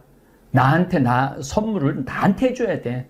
남한테 기대면 안 돼. 이런 말이 아주 자연스럽게 이렇게 나오는 걸 보면서 저 역시 좀 내가 한 30년 동안 그렇게 강의 다닌 보람이 좀 있구나. 그런 생각을 합니다. 대한민국 생각하면 자랑스러운 일이 한두 가지가 아니죠. 잘 발달된 도로망. 제가 어렸을 때가 뭐예요? 어렸을 때도 뭐 마찬가지지만 경부고속도로 다닐 때 또 평택 비전동 본당신부 27년 전에 본당신부 다녔을 때 4차선이었어요. 근데 이제 10차선으로 늘어났어요. 27년 만에. 그런 걸 보면서도 가슴이 뿌듯하죠. 철도망, 이 KTX 고속철 타보면은 이게 가는 건지 오는 건지도 모를 정도로 부드럽게 운행이 되고 아주 빨리 우리를 목적지에 데려다 주죠. 심지어 공항 운행도 잘 발달되어 있어 갖고 제가 제주도 갈 때 아침에 한 10시 비행기 타면은 11시에 도착합니다. 그럼 뭐 하루 종일 일 보고 그날 또 올라올 수 있어요. 그래서 많은 분들이 제주도 분들이 아침에 비행기를 타서 오전에 명동에 와서 실컷 쇼핑하고 친구들하고 수다 떨다가 4시쯤 비행기로 제주도로 돌아가는 시스템까지 갖추어져 있습니다. 고속열차도 잘 연결이 돼 있어 갖고 강릉 성당, 제가 한번 강릉 강의를 갔는데 노인대학을 갔더니 우리 신부님 다음 주에 명동 갔다 온다고. 어떻게 명동을 하루 만에 갔다 신부님 모르는 소리 하지 말라고. KTX 강릉 거기 딱 타면은 1시간 반인가 50분 걸린대요. 청량리나 서울역 그래갖고 그 서울역에서 내리면 명동은 금방이라는 거예요. 그 명동에 가고 성당 가고 미사 참여하고 점심 또 그 먹자골에서 점심 먹고 또 눈 쇼핑, 아이 쇼핑하고 그리고 4시쯤 기차 타고 들어와서 저녁 먹으면 된다는 거예요. 그리고 강릉의 카페 커피 거리가 있는데 거기서 커피 한 잔 촥 마시고 들어간다고. 야, 이게 상상할 수 없는 일들이 우리 주위에 벌어지고 있어요. 우리나라가 살기 좋은지 모르는 건 우리나라 사람밖에 없어요. 다른 나라 사람들은 한국에 오면 눈알이 팽글팽글 돌아가요. 도대체 이렇게 나라가 깨끗하고 잘 정돈되고 잘 돌아간다는 게 믿어지지 않는다고 이렇게 이야기를 합니다. 뉴욕, LA에서는 상상도 할 수 없는 교통 시스템이죠. 최양업 신부님, 성지순례 갔다 왔는데 우리 차에 탄 분들이 그러니 다 70이 넘은 분들이에요. 근데 그러더라고요. 아, 택시를 타고 어떻게 와갖고 저 지하철 몇 번 선을 빠져갖고 거기서 택시를 타고 오는 걸 다 인터넷으로 검색을 해갖고 정확하게 7시 55분 이렇게 도착을 다 하더라고요. 그거 보면서도 야, 저기 서울에서 왔대는데 뭐 대전에서 왔대는데 야, 어떻게 저렇게 시간을 딱딱 맞출 수 있을까? 이거는 나가보지 않으면은 여러분들이 비교할 수가 없는 거죠. 통신망은 세계 최고 수준이라 스마트폰 하나면 비행기표 발권에서부터 은행 업무, 결제 시스템까지 척척 되어 있죠. 강의로 전 세계를 돌아다니면 비교할 수 있습니다. 저는 미국에 가도 유럽에 가도 브라질, 아르헨티나, 남미를 가도 특별히 동남아시아, 아프리카를 다닐 때마다 애국심이 불끈불끈 솟아납니다. 어쨌든 잠비아 선교 여행까지 마치고 8월 3일에 입국했습니다. 꼭 40일 동안 세계를 돌아다니다가 입국한 저는 인천공항에서부터 또다시 이야, 대한민국 정말 좋다. 입국장을 통과할 때 1분이 안 걸려요. 그냥 통과해요. 그냥 통과해요. 그리고 사진 여기다가 입국할 때 QR코드만 딱 들이대면은 그냥 통과가 돼요. 예, 그러니까 1분도 안 걸리는 거죠. QR코드 딱 보여주고 그냥 지나가면 되는 거니까. 그러면서 또 한번 깜짝 놀래죠. 미국 LA 지난번에도 6월 달에 갔다 왔지만 입국장 통과하는데 1시간 걸려요. 얘네들은 QR코드라는 것 자체를 몰라요. 그러니까 1시간 걸리는 거예요.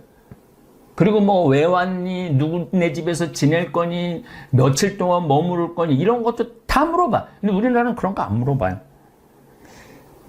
은돌라 공항, 잠비아 이번엔 새로 해갖고 너무너무 좋았는데 가면 보통 1시간에서 1시간 반 정도 걸려요. 몇 명 통과시키는데 100명 통과시키는데. 그래서 한국 밤거리를 다녀도 공포 위협을 모르고 사는 나라입니다. 미국에서 시내 밤거리를 활보한다.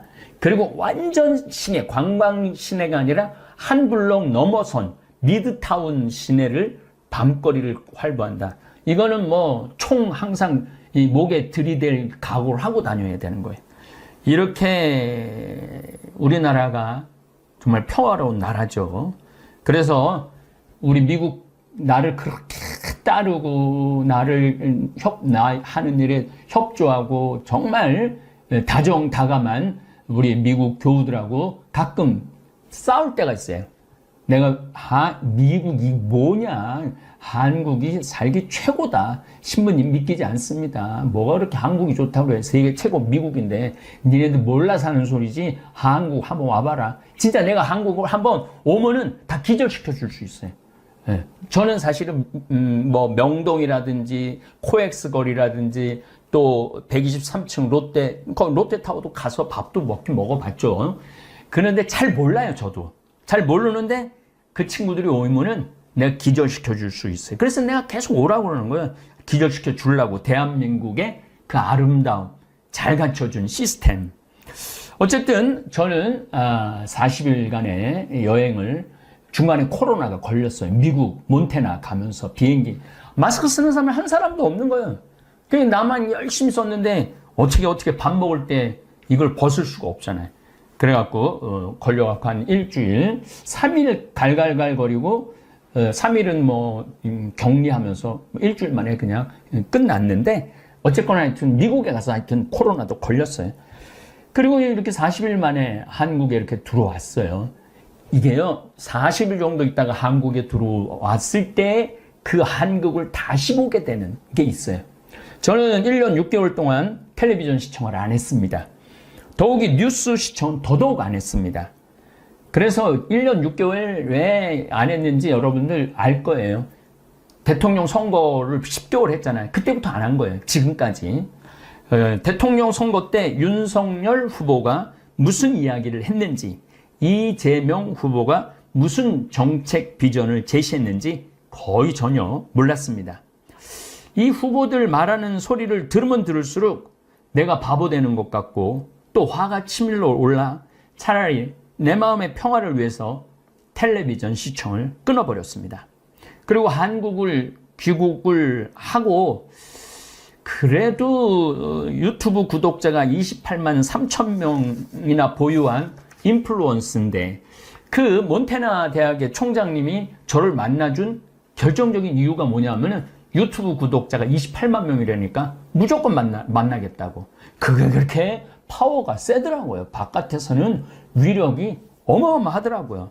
어쨌든 국제 정세와 국내 정치를 좀 알아야 될 것 같아갖고 시차 적응도 할 겸 사제관에서 3일 정도 뉴스만 시청을 했습니다.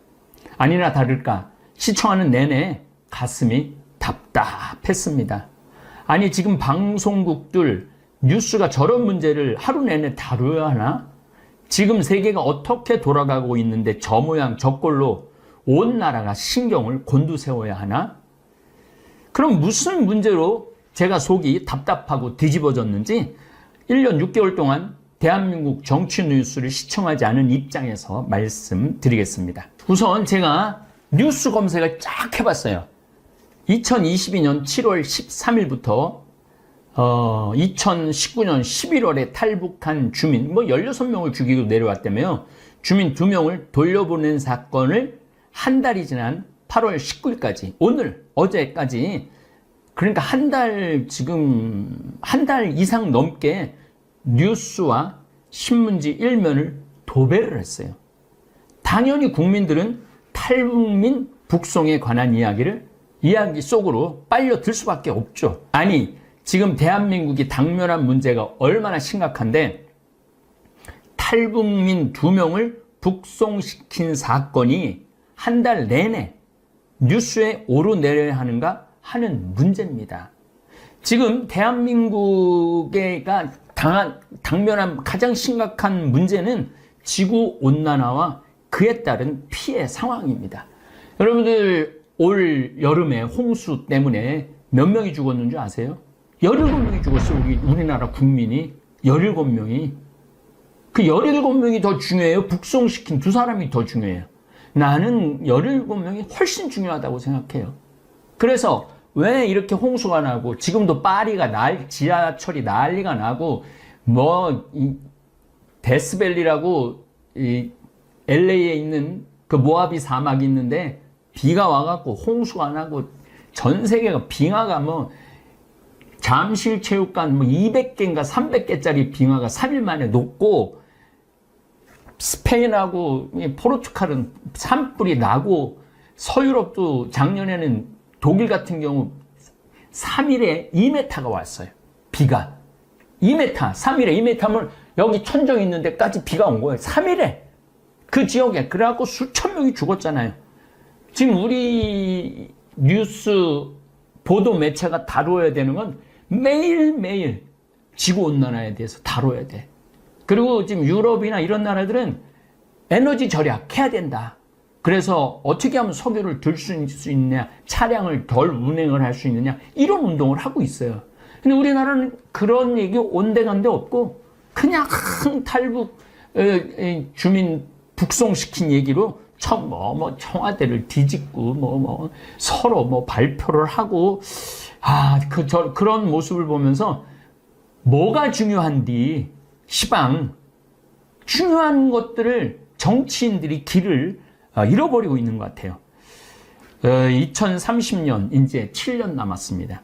지구 종말의 끝을 볼 것이라고 제가 작년부터 강의를 했습니다. 올해는 이제 완전히 제가 귀국을 했으니까 더 많이 얘기할 거예요. 얼마나 지구가 지금 1초에 원자탄 5개, 히로시마에 떠진 게 5개인가 30개가 터지는 그런 열량을 지금 내고 있다는 거예요. 그러니까 그냥 1초에 그러니까 수도 없는 원자 폭탄이 지금 우리 주위에서 터지고 있는 거예요, 지금. 그러게 매일 다뤄줘야 되는 문제지. 북송 주민 2명, 그것도 3년 전, 2019년 11월 17일인가 7일 날 한 거를 지금 뒤집어 내갖고 온 나라를 국민들 관심을 거기다 집중시키니 얼마나 지금 한심한 정치 형태를 보이는지 모르겠습니다. 인류 역사를 10,000년이라고 본다면 뭐 길게는 100만 년이라도 볼 수 있지만 10,000년으로 본다고 쳐도 종말식의 지침은 1초 내지 2초밖에 남아있지 않습니다. 정말 우리가 정말 위험한 상황에 와 있어요. 지금 텔레비전 뉴스에서 지구온난화에 대해 매일 매순간 붕괴 현상을 보여주고 전문가들이 나와서 강의를 하고 국민들은 어떤 대피를 해야 하는지 뉴스, 인터넷, 신문지상에 올라와야 합니다. 그런데 그런 것들이 먼저 올라오지 않고 엉뚱한 문제들이 먼저 올라와요. 그 개인 이번엔 저 장관이 누가 됐는지 후보가 누군지 어떻게 임명됐는지 하나도 몰라요. 알아야 될 필요가 없는 게 아니 새 정부가 꾸며졌으면 사람을 골라야 되잖아요. 사람을 고르면 어떻게 완벽한 사람을 고를 수가 있어요. 아마 내가 장관 후보에 올라가도 난 금방 낙마할 거예요. 저 자신도. 그러니까 일단 장관 후보가 됐으면 좀 믿어주고 임명에 동의를 해주고 빨리 일을 할 수 있도록 그래야지 나라가 돌아가게 돼야 되는데 이쪽 정치인이나 저쪽 정치인이나 똑같아요.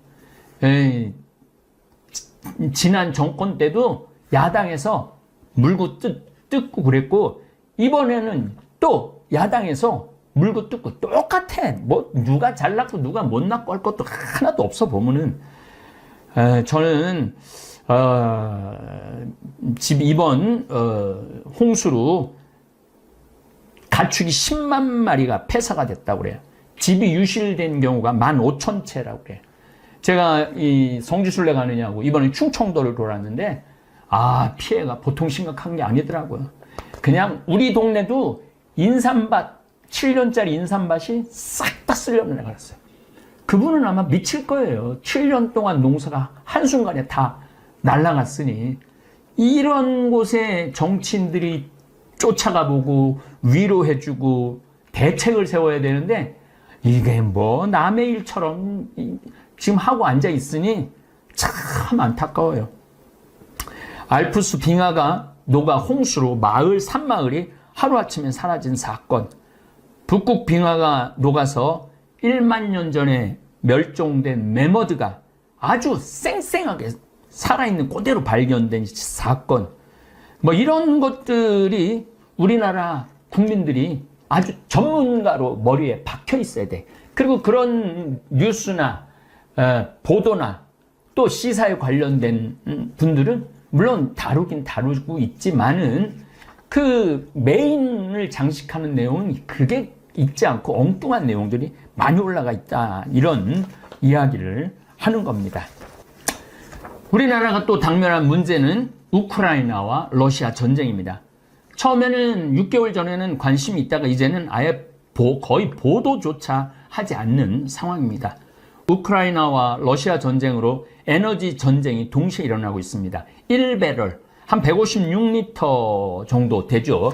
드럼통이라고 그러지 옛날에. 그걸 1배럴이라고 그러는데 석유가 60에서 80달러 정도 안정되게 지속되다가 전쟁이 일어나고 난 뒤 130달러까지 치솟았습니다. 그래서 우리도 1리터에 2,000, 제가 40일 전에 나갈 때 2,100원까지 보고 나갔거든요. 근데 지금 1,700원으로 떨어졌어요, 많이. 그래도 계속 왔다 갔다 할 거라는 거예요. 130달러, 110달러, 심하게는 140달러까지 올라간다는 거예요. 그러니까 우리나라가 수출을 잘하고 있음에도 불구하고 5개월째 무역 적자를 보고 있습니다. 수출 주도 국가인 대한민국의 최고 빨간불이에요, 지금. 8월 1일부터 10일까지만 해도 77억 달러 무역 적자를 보이고 있어요. 물건을 그렇게 잘 팔고 있는데도 무역 적자를 보이고 있는 거죠. 그렇다면 정치 지도자들이 온 신경 쓸 일은 에너지 절약이에요. 석유 에너지에서 신재생 에너지 개발에 온 나라가 힘을 모아야 되고, 그런 운동이 각 단체에서, 이번에 저도 아프리카 가고 신학교 또 선교센터 전부 다 태양광으로 다 바꿨어요. 샌버나디노도 태양광으로 다 갈 거예요. 그리고 문경도 태양광으로 많이 갈 거예요. 그래서 태양광으로 거의 많이 바꿀 거예요. 이제 탄소 중립 이거 2030년 지나고 나면은 경제 자체도 완전히 바뀔 거예요. 세상은 완전히 바뀌고 있는 거죠. 여기서 한 가지 우리가 알지 못하는 덫이 있는데, 신문 지상에서 노출되는 제목에 따라 국민들은 이리 흔들리고 저리 흔들릴 수 있습니다.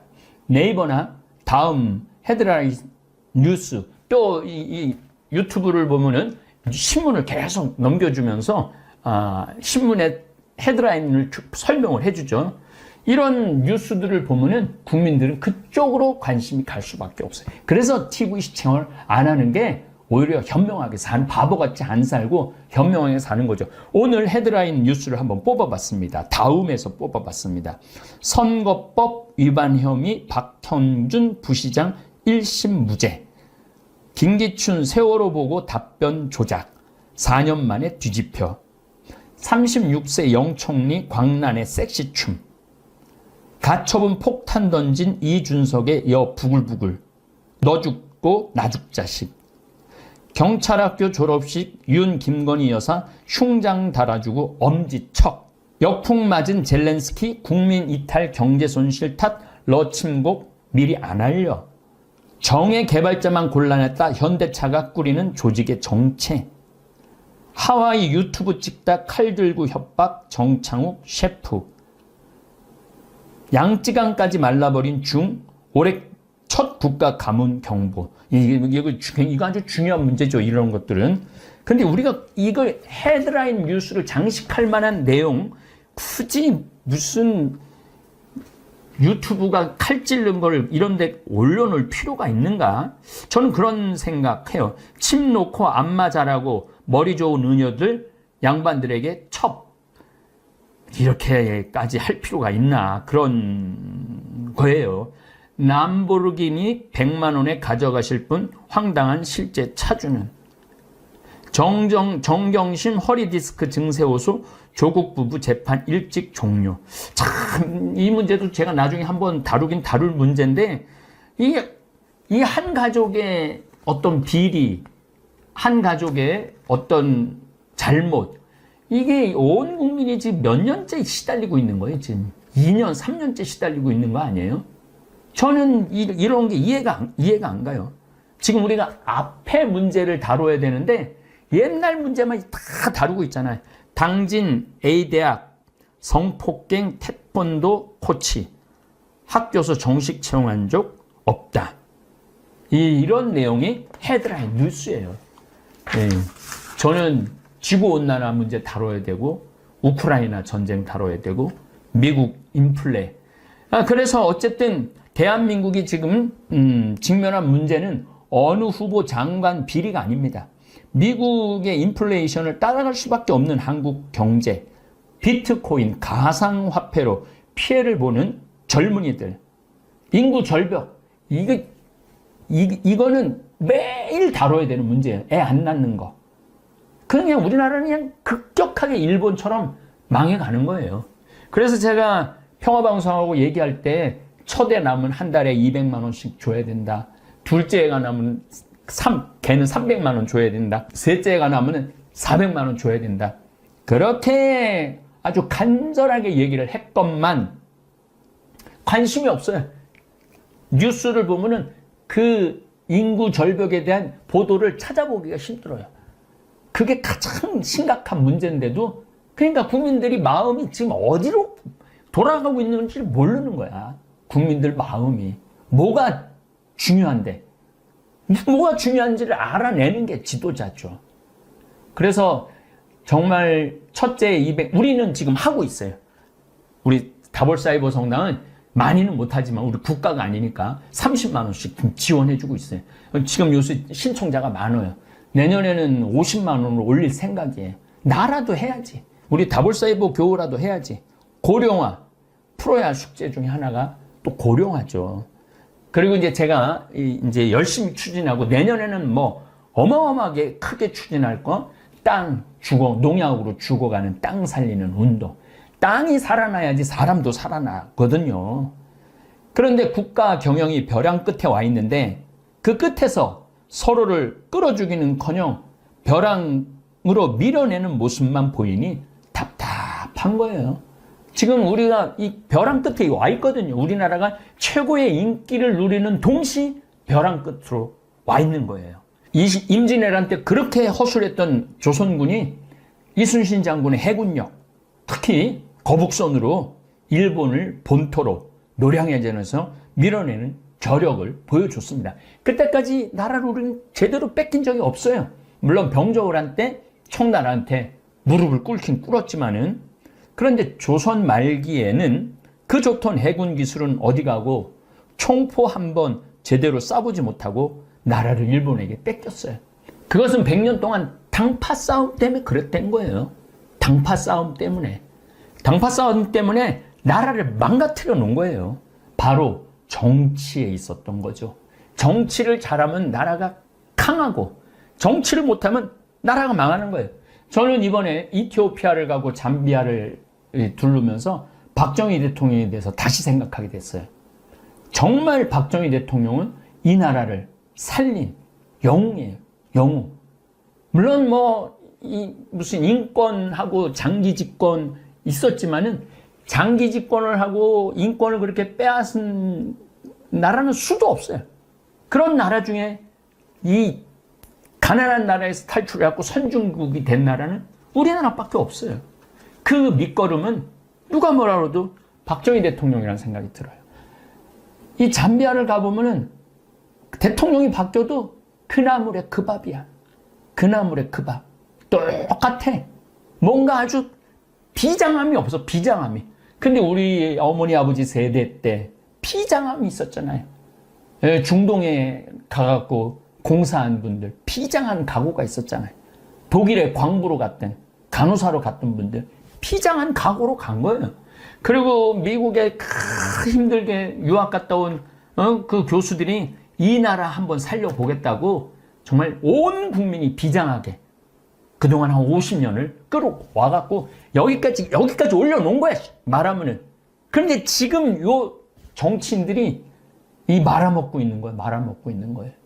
그래서 결국은 우리가 이거 지켜나가야 된다고 생각합니다. 정치인들 욕하기 전 우리 다볼사이버 성당 교우들이 똘똘 뭉치면 영향을 미칠 수 있다고 생각합니다. 이제 곧 30만이 될 텐데 30만이 먹방을 보는 것도 아니고 30만이 무슨 집 이런 걸 보는 것도 아니고 우리 현안 문제, 이제 한국의 이해를 곧 시작할 텐데 이게 이제 한국의 이해 이제 시작하는 이제 준비 운동이에요. 저도 이제 귀국을 했으니 저 역시 지구가 겪는 수많은 문제 그리고 대한민국이 지금 겪는 문제를 좀 언급을 해야 되겠어요. 어차피 한국의 이해를 강의를 하려고 마음을 먹고 있으니까 그 준비도 어느 정도 끝났으니까 앞으로 우리 다볼 교우들하고 답답한 내 속을 좀 이야기를 나누고 우리 교우들하고 공감대를 형성해 보고 싶습니다. 다음에 또 이 답답한 문제 이런 현상에 대해서 또 이야기를 나누도록 하겠습니다. 예, 감사합니다. 존경받는 어른이 되는 7가지 수칙을 알려드리겠습니다. 첫째, 입을 적게 열고 듣기에 열중하자. 타인에게 내 생각을 절대 강요하지 맙시다. 알아도 모른 척하는 것입니다. 세상은 넓고 인재는 넘쳐납니다. 나보다 못한 사람이 얼마나 될까요? 알아도 모른 척하고 젊은이들의 말을 경청하는 것입니다. 그래야 얻는 것이 많이 있게 되는 것이지요. 둘째, 돈지갑 열고 돈 내기에 열중하자. 경제활동이 멈춰진 노인이 돈이 있어야 얼마나 있을까요? 많은 돈의 지출은 아니더라도 어차피 이 시대의 돈의 역할은 인간과의 소통이며 정성이며 사랑이며 관심 표현입니다. 약소하더라도 경제력에 맞는 지갑 열기에 주저함이 없는 노인이 되어주세요. 셋째, 화내지 말고 웃고 또 웃자. 요새 젊은 놈들은 하면서 욕설을 뱉으시는 노인. 옛날에 우리 잘할 때는 하면서 어렵게 살던 일들을 줄줄이 나열하는 사람. 내가 옛날에 무엇을 했던 사람인 줄 아느냐고 하면서 목에 힘을 주는 인간. 몸에 좋고 특히 정력에 좋다면 가리는 것 없이 아무거나 찾아 잡수시는 꼰대 등등. 젊은이들이 가장 싫어하는 노인상이라고 합니다. 웃고 또 웃어주는 인자함을 보여주세요. 넷째, 고집을 내려놓고 양보하자. 어른이 되어 마음에 안 든다고 내뱉는 욕심어린 불평은 아랫사람에게 선물이 아닌 배설물일 뿐입니다. 그저 감사하는 것입니다. 칭찬과 격려의 말을 놓치지 않고 스스로 알아서 할 수 있는 젊은이가 되도록 양보의 미덕을 보여주세요. 노인이 고집을 세워 자신의 논리로만 일관한다면 젊은이들과 소통이 이루어질 수는 없습니다. 고집은 한낱 우둔한 늙은이의 변명으로밖에 들리지 않을 것입니다. 다섯째, 젊은 사상적 관념을 무조건 비판하지 마라. 젊은 세대의 사조를 비판하지 않는 것입니다. 젊은이들은 그들 나름의 정치적으로나 사회적인 주관이 있습니다. 그들의 사상을 솔직히 인정해주고 신뢰할 수 있을 때 그들과의 소통이 된다는 사실을 알아야 할 것입니다. 영원불변의 사상은 없기 때문이지요. 여섯째, 세월을 자랑하지 말자. 상대방을 존중하며 인격적으로 대하는 것입니다. 나이 든 것은 자랑이 아닙니다. 소통을 위해서는 자신을 낮추고 지혜로움으로 무장한 어른이 되는 것입니다. 어른의 겸손함은 아름다움 그 자체입니다. 그 아름다움이 존경의 무기가 되기 때문입니다. 일곱째, 젊은이들에게 사생활을 묻지도 따지지도 마라. 이제 성인이 된 그들의 인생은 그들 것이라고 존중해주고 불필요한 간섭은 절대 금물입니다. 훌륭하게 살아갈 소양을 갖추었다고 믿어주고 소중한 사생활 영역은 그들만의 인생이라고 인정을 해주어야 합니다. 결혼 문제, 직장 문제, 이성 문제, 기타 등등. 이젠 그들 의견에 박수를 쳐줄 때입니다. 왜냐하면 우리도 그렇게 몸서리치게 간섭을 싫어하면서 커왔기 때문입니다. 이젠 그들은 어린애가 아닙니다.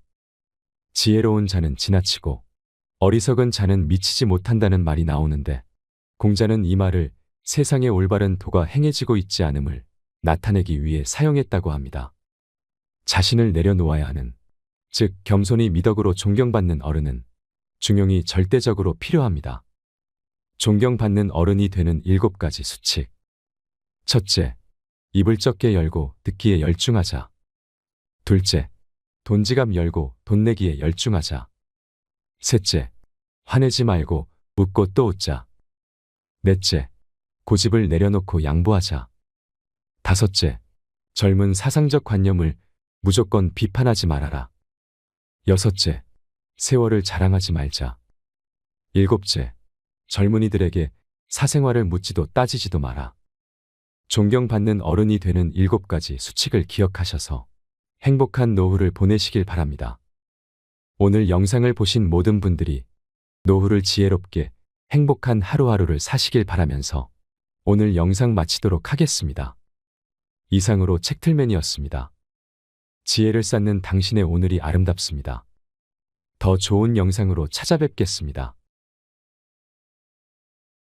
우리가 인생을 반성을 해야 돼. 난 정말 잘 살아왔는가? 남편으로, 아내로 잘 살아왔는가? 아버지로, 자식으로 잘 살아왔는가? 또 직장인으로서 회사에서 잘 살고 있는가? 심지어 이건 좀 철학적인 얘기지만 난 한 인간으로 태어나서 정말로 인간답게 잘 살고 있는가? 이런 것에 대해서 반성할 필요가 있어요. 전혀 반성하지 않는 사람은 발전할 수 있는 기회를 잃어버리죠. 저 역시 천주교 신부로서 잘 살고 있는가? 많은 반성, 지난 코로나 시기 때 많은 반성을 했고 제가 가장 약한 부분이 술이에요, 술. 그런데 정말 이제 2달 동안 술을 끊었습니다. 술을 끊으니까 너무 좋은 일이 있어요.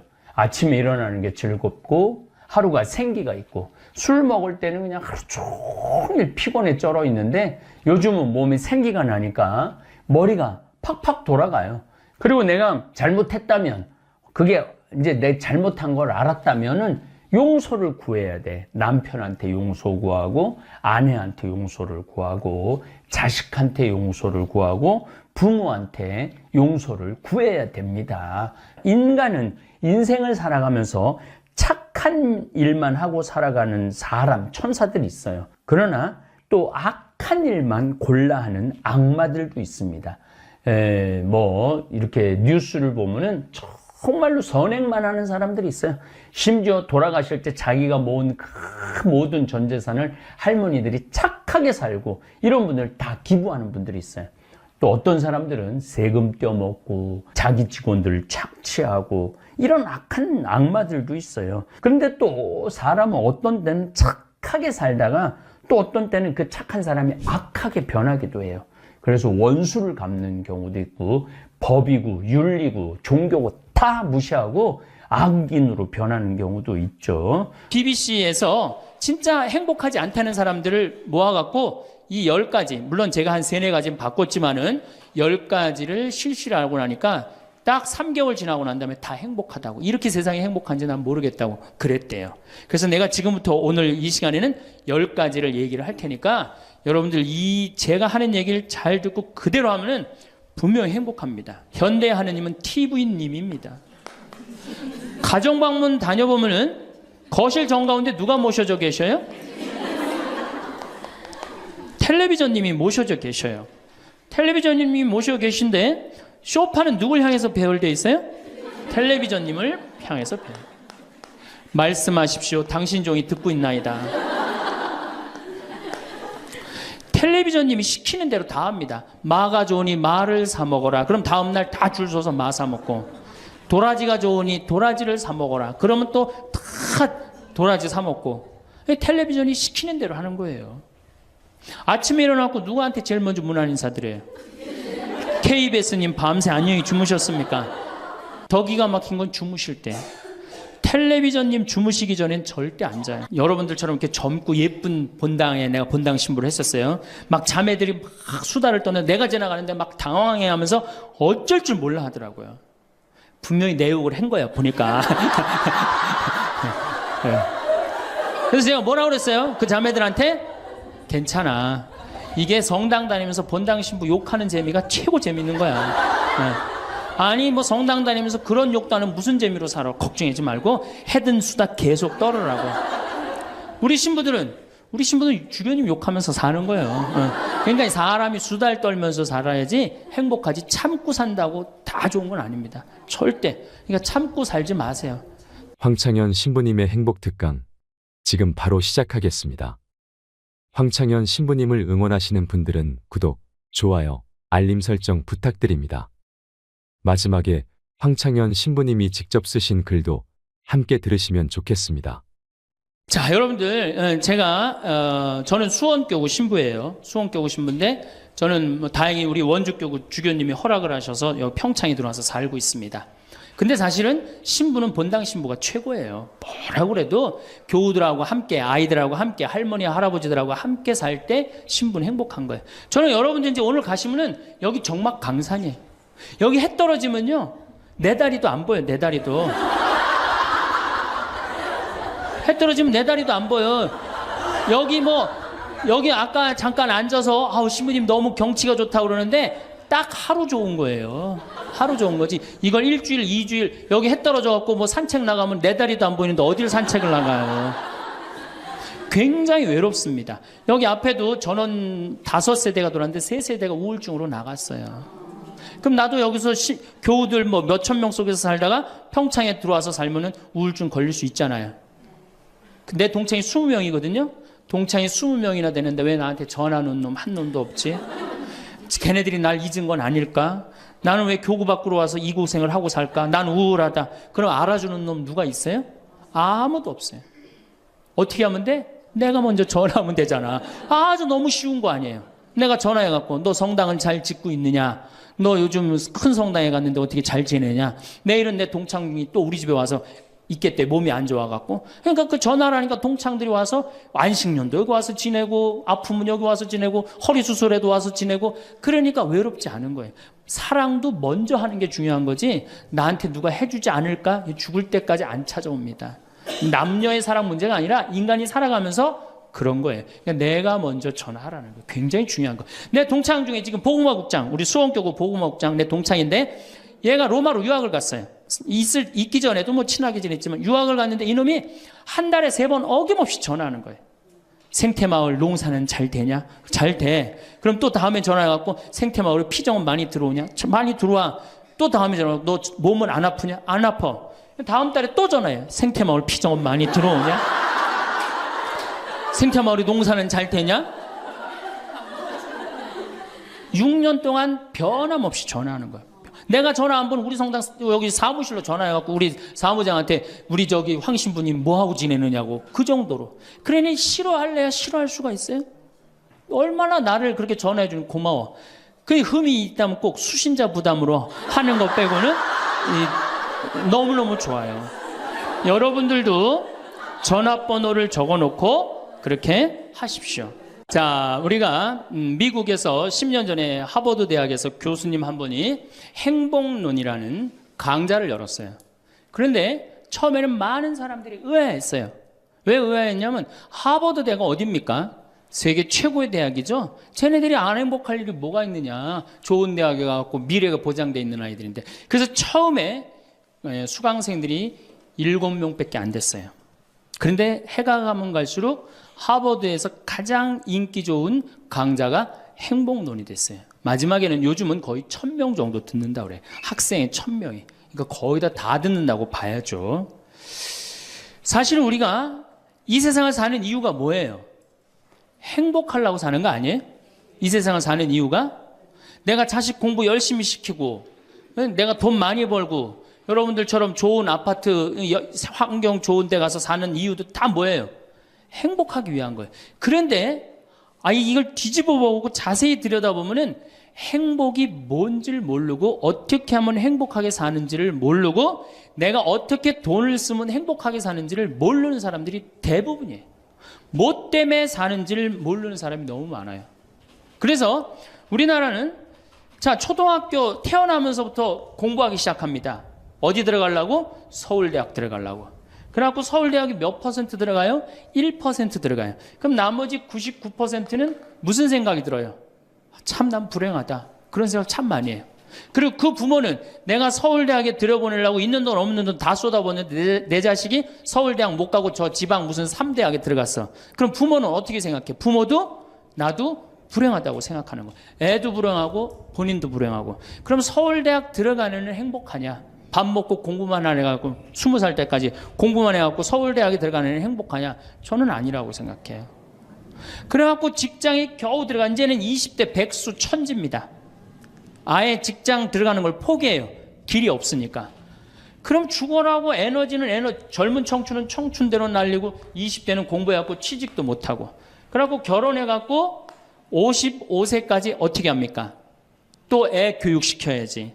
또 내가 얼마 전에 그 어느 용인에 있는 유치원에 엄마들한테 이렇게 강의를 이렇게 갔는데 너무너무 그 원장 선생님한테 슬픈 얘기를 들었어요. 그 유치원 애들한테 그 유치원이 제가 보기엔 전국에서 제일 좋은 것 같아요. 마당도 넓고 시설이 너무너무 좋아. 그런데 그 유치원에서 다른 유치원으로 간대요. 영어 때문에. 그 유치원은 영어를 안 가르치니까. 그러니까 그때부터 애들을 괴롭히기 시작하고 본인도 괴로운 거예요. 여기를 보내야 되냐, 저걸 보내야 되느냐. 얼마 전에 여기 반포 본당에서 여기 와서 피정을 했는데 아주 중국집 유명한 중국집 하는 사장님이 여기 왔어요. 신부님 정말로 그 부모들이 와갖고 애들 스케줄 관리를 해준다는 거예요. 탕수육 하나 시켜놓고. 그러니까 자기가 없는 거야. 오로지 누구한테만 매달려 있는 거야? 자식한테만 매달려 있는 거야. 그러니까 55세까지 했는데 서울대학은커녕 무슨 제3대학에 들었어. 본인도 불행해. 그리고 이제 이러고 딱 죽으면 좋은데 이게 죽지도 않네. 100살이 될 때까지. 그러니까 우리는 다 불행한 거예요. 그래서 우리나라가 178개 국가 중에 행복 지수가 102등이야. 거의 꼴등이에요, 꼴등. 이렇게 잘 먹고 잘 살면서도 안 행복하다고 그러는 게 슬프지 않아요? 그래서 지금부터 제가 영국 BBC에서 진짜 행복하지 않다는 사람들을 모아갖고 이 10가지, 물론 제가 한 3-4가지는 바꿨지만은 10가지를 실시를 하고 나니까 딱 3개월 지나고 난 다음에 다 행복하다고. 이렇게 세상이 행복한지 난 모르겠다고 그랬대요. 그래서 내가 지금부터 오늘 이 시간에는 10가지를 얘기를 할 테니까 여러분들 제가 하는 얘기를 잘 듣고 그대로 하면은 분명히 행복합니다. 왜냐하면 내가 행복하니까. 첫 번째, 운동해라. 행복의 첫 번째 조건은 건강입니다. 몸이 아프면요, 아무것도 할 수 없어요. 몸이 아픈 건 뭐든지 귀찮습니다. 몸이 아프면 자신감도 없습니다. 몸이 아프면은 돈도 빠져나갑니다. 그러니까 내가 행복하려고 그러면 제일 먼저 뭐 하면 돼요? 운동하면 돼요. 그래서 30분 정도, 일주일에 3번 정도 몸 안에 산소를 충분히 공급해 줘야 돼. 몸 안에 산소를. 그러면은 모든 기관이 다 좋아져요. 산소 공급해 주는 제일 좋은 방법은 뭐예요? 걷는 거, 산에 가는 거. 그리고 뭐 그것도 여의치 않으면 여러분들 스트레칭 하는 거. 그리고 내가 조금 돈이 있다, 수영장 가는 거. 수영장 가는 거 참 좋아요. 벤자민 플랭클린이라는 사람이 미국의 독립 선언문을 기초한 분이에요. 이분이 뭐라고 그러냐면 여러분들 잘 아는 유명한 얘기입니다. 재산을 잃으면 조금 잃은 거고, 명예를 잃으면 반을 잃은 거고, 건강을 잃으면 다 잃었다 그랬어요. 건강을 잃으면 다 잃은 거예요. 저도 원래 관절염이 있었어요. 그래갖고 내 동창들이 나보고 40살 네가 넘어서 살면은 이별여행 가준다고 그랬어요. 세계 이별여행. 그때까지 못 살 것 같았거든. 그리고 내가 보자 신부 때도 교우들이 나한테 그랬어요. 아유, 신부님 곧 쓰러져서 죽을 것 같아요. 그랬어요. 정말로 그렇게 건강이 안 좋았어요. 근데 제가 수영을 하면서부터 건강해지기 시작해서 수영하면서. 지금 수영장 25m 풀 40밖에 한 번도 안 쉬고 돕니다. 한 번도 안 쉬고. 그거 어려운 거 아니에요. 조금만 여러분들 투자하면. 그걸 이제 그런 이 건강에 자신이 생기니까 요즘은 뭐를 해요? 스킨스쿠버 다이빙을 합니다. 이게 지구상에 여러분들이 보는 건 30%예요. 70%는 어디 가 있어요? 바다에 가 있어요. 바다 안에 들어가 보면 정말로 아름답고 신비해요. 그러니까 건강하니까 옛날엔 꿈도 못 꿨죠. 제가 바다에 들어간다는 건 꿈도 못 꿔. 나 하나 걸어 다니기도 힘들었는데. 근데 지금은 너무너무 좋고 행복해요. 건강의 행복의 첫 번째 조건은 뭐예요? 건강이야. 여러분 오늘 당장에 집에 가갖고 신부님 지금 애 키우고 너무 돈이 좀 빠듯합니다. 쉬운 방법이 하나 있어요. 집에 가서 학원 끊어요. 애들 학원. 학원만 끊으면 여러분들 뭐가 생겨? 돈이 생겨요. 그 돈 가져와갖고 여러분들 건강 먼저 챙기세요. 그게 자식을 위하는 길이에요. 그래서 행복하려면 뭐 해라? 운동해라.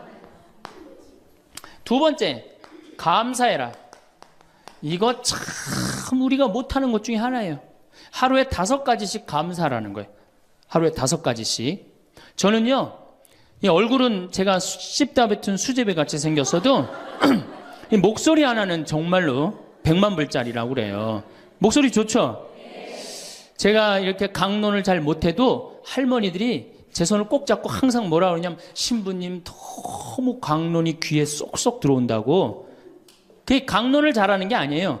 제 목소리 톤이 이렇게 대중한테 귀에 쏙쏙 들어가는 톤이에요. 얼굴은 씹다 뱉은 수제비 같이 생겼어도 목소리 좋은 건 신부한테는 최고 선물 아니에요? 아니 내가 얼굴 못생긴 거 이거 원망한들 이거 다시 바뀝니까? 안 바뀌어요. 제가 키가 1m 원래는 67이었어요. 아 근데 30대 후반이 되니까 66으로 줄어들더라고. 아 요즘 재보니까 65로 떨어지고 있어요. 자꾸 이게 쭈그러들어 키가. 그래 내가 키가 1m 70이 안 넘는다고 원망한들 다시 늘어납니까? 여러분들 중에 내가 가지지 못한 거 아무리 안타까워해도 절대 가질 수 없어요. 내가 머리가 깡통이야. 근데 아무리 두들겨 팬다고 걔가 똑똑한 놈 됩니까? 한 번 깡통은 영원한 깡통 되는 거예요. 그런데 애는 깡통인 현실은 무시하고 내 희망이 서울대학이라고 애를 괴롭히면 여러분 행복할 것 같아요? 행복하지 않아요. 내가 가지고 있는 것을 감사하는 거. 이거 굉장히 중요합니다. 제가 이제 군대 가기 전에 이 우리나라를 한 바퀴 여행을 해야 되겠다. 그리고 청량리에서 기차를 타고 강릉 앞바다에 딱 도착을 했는데 새벽에 태양이 뜨는데요. 구름 한 점 없는 바다에서 태양이 뜨는데요. 불덩어리가 떠오르는 거예요. 전 지금도 그걸 보여주게 하신 하느님 아버지한테 정말 감사해요. 여러분들 그런 태양 보신 적 있으세요? 3대가 공을 쌓아야지 봅니다. 바닷가에 사는 사람들도 잘 못 봐요. 왜냐하면은 뜰 때 항상 구름이 이렇게 깔려 있지 그냥 맨 바다가 있기는 그것이 절대 그 쉬운 게 아니에요. 근데 내 그때 그 막 군대 가기 바로 직전에 하느님께서 그 태양을 보여주실 때 제 마음이 어떻겠어요? 이거는 얼마나 감사해요. 그러니까 매일매일 감사해야 돼요. 저는 맨날 수원에 있는 어머니 아버지한테 감사하잖아요. 이렇게 인사. 예. 이렇게 목소리 좋게 놔주셔서 감사하다고. 또 작년에 제가 아프리카를 갔었어요. 아프리카를 갔는데 세렝게티 초원을 갔어요. 세렝게티 초원이 얼마나 넓으냐 하면 서울서부터 대전까지 한 평야예요. 딱 한눈에 펼쳐져요. 믿어지지가 않죠. 가서 보세요. 신부님 무슨 돈으로? 학원만 안 보내면 다 생깁니다. 학원만 안 보내면 다 생겨요. 그런데 서울서부터 대전까지 딱 펼쳐졌는데 마침 누때 이동 시기에 우리가 같이 이렇게 다니는 거하고 맞물렸어요. 200만 마리가 이동을 하는데 여러분들 200만 마리 상상이 가요? 그 푸른 초원에 누때 200만 마리가 이동을 하는데 내가 이 하느님이 창조의 세상에 내가 들어와 있구나. 그걸 느끼는 거예요. 감사하는 거예요. 그리고 우리 인생 돌아보면요. 억울한 것, 분한 것만 생각하면 여러분들 도움 돼요? 우리가 습관을 잘못 길렀어요. 우리 할머니들 나하고 대화 꼭 해보면은 내가 지난번 강의 때도 말씀드렸지만 신부님 내 말 좀 들어보세요. 그럼 꼭 대동아 전쟁부터 참 억울하고 분한 것만 다 나열한단 말이야. 그럼 그 인생 행복하겠어요? 인생 돌아봐서 즐거웠던 거, 행복했던 거. 여러분들 아이가 첫 걸음 뛰었을 때 행복했어요? 안 행복했어요? 그때 막 흥분됐죠? 그렇게 행복했던 순간은 다 까먹고 억울하고 분한 것만 그대로 차곡차곡 쌓아놓으면 그 사람이 행복할 것 같아요? 내 아이가 처음으로 엄마라고 그랬을 때 행복했어요? 안 행복했어요? 그럼 그것만 생각하라는 거예요. 지난 과거를 돌아볼 때 즐거웠던 거, 행복했던 추억만 마음에 자꾸 쌓일 때 내 마음이 이뻐지는 거. 우리 성가에도 내 마음은 주님께서 가꾸시는 작은 정원이라는 노래도 있잖아요. 근데 그놈의 정원이 그냥 가시반 그냥 미움, 분노, 증오만 꽉 차 있다면 그 밭이 행복한 정원이 되겠어요? 정원이 안 됩니다. 여러분들 아파트 입주했을 때 동백지구에 행복했어요? 안 행복했어요? 행복했죠. 그 앞뒤로 산이 다 있고 얼마나 좋아요. 그렇죠? 그런 것만 해란 말이에요. 자식이 깡통인 거 막 거기에만 매달려 있고 그러지 말고. 그래서 5가지 감사를 드리라는 거예요. 우리는 감사드릴 이유가 얼마나 많아요. 여러분들 나무는 한번 저 자리에 딱 심어지면은 100년이고 1000년이고 움직일 수 있어요, 없어요? 근데 우리는 움직여갖고 지금 경기도 이 강원도까지 와갖고 여러분들 맑은 공기, 이 꽃 가득한데 여러분들 산책하는 거 보니까 꽃 속에서 꽃이 산책하는 것 같아. 너무 보기 좋더라고. 얼마나 좋아요. 물고기는 물 속에서만 살 수 있어요. 그렇죠? 근데 우리는 하늘도 날고 땅도 걷고 바다도 들어가고 인간으로 태어난 게 얼마나 풍요로워요. 인간은 굉장히 풍요로운 존재예요. 생명력에 있어서. 그 풍요로움을 내가 마음껏 누리고 느끼고 살아가는 사람이 있는가 하면은 뒷방에 처박혀갖고 원망하고 분노하고 저주하는 사람, 그리고 살아가는 사람이 있어요. 여러분 어느 걸 선택하시겠어요? 먼저 거를 선택하시는 게 굉장히 중요해요. 그래서 항상 감사해라. 3번째, 대화해라. 이게 100년 살 사람들의 숙제 중에 숙제입니다. 대화가. 왜냐하면 이게 30년 공자님 시대엔 평균 연령이 38세였어요. 대화할 시간이 어디 있어요. 애 놓고 애 키우고 그러다 죽기 바쁜데. 근데 지금 애가 다 직장에 다니고 손자 손녀까지 낳는데도 내가 죽어요, 안 죽어요? 그러면 그 많은 시간 뭐 하고 살 거예요? 그 많은 시간 대화하고 살아야 돼. 나하고 영적으로 맞는 사람하고 이야기하는 거 굉장히 중요합니다. 영적으로 맞는 사람이랑 대화하는 거.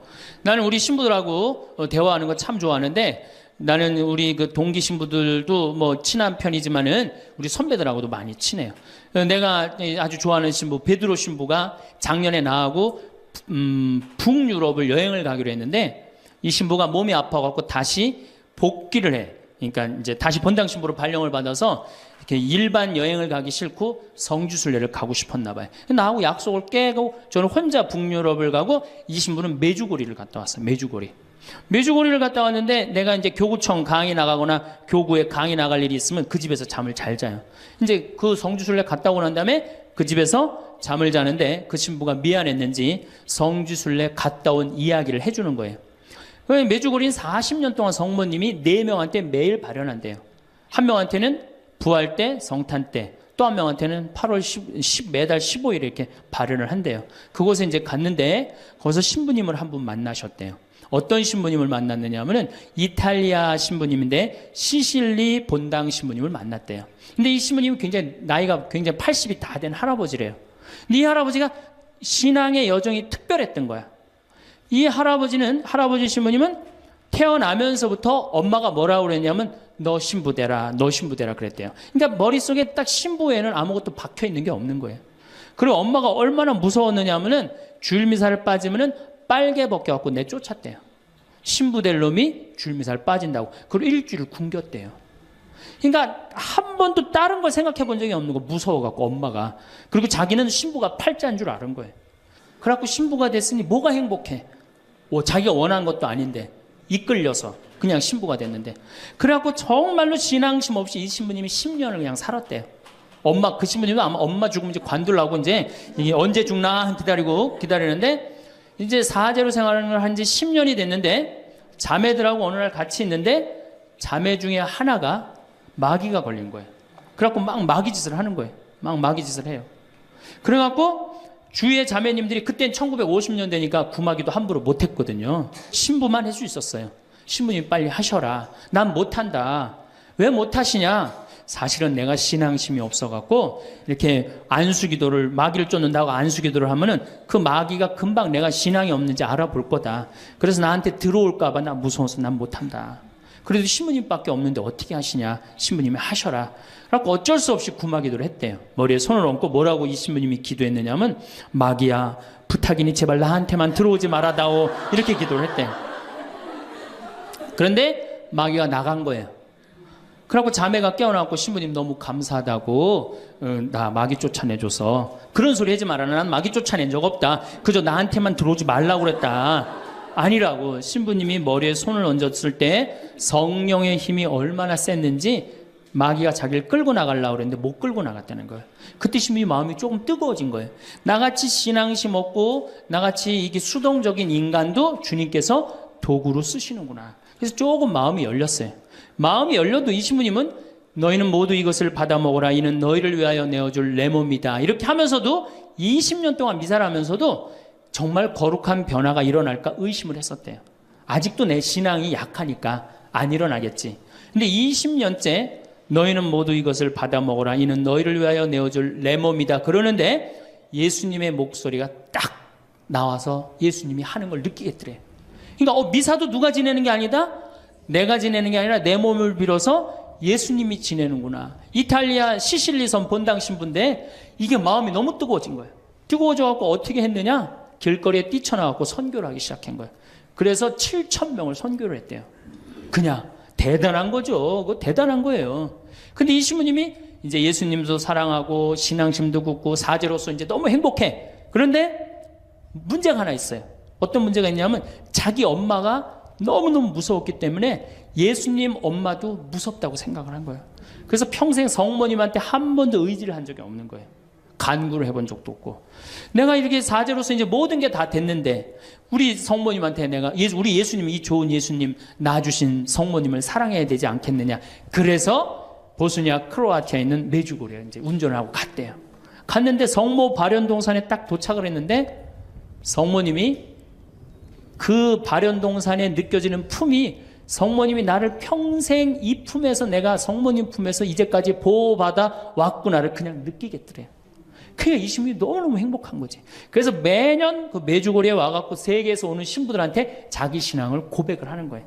나는 이렇게 사제로 평생 살면서 이런 은총을 받았다.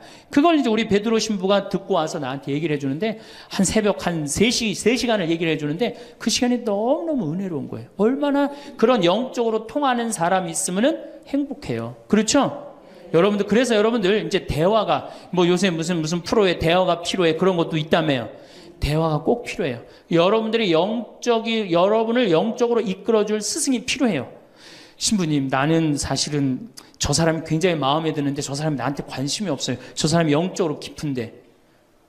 그러면은요, 내 돈 들여서 먹을 거 사주면서 얘기하시면 돼요. 여러분들, 내가 뭘 얻으려면 반드시 어떻게 해야 돼요?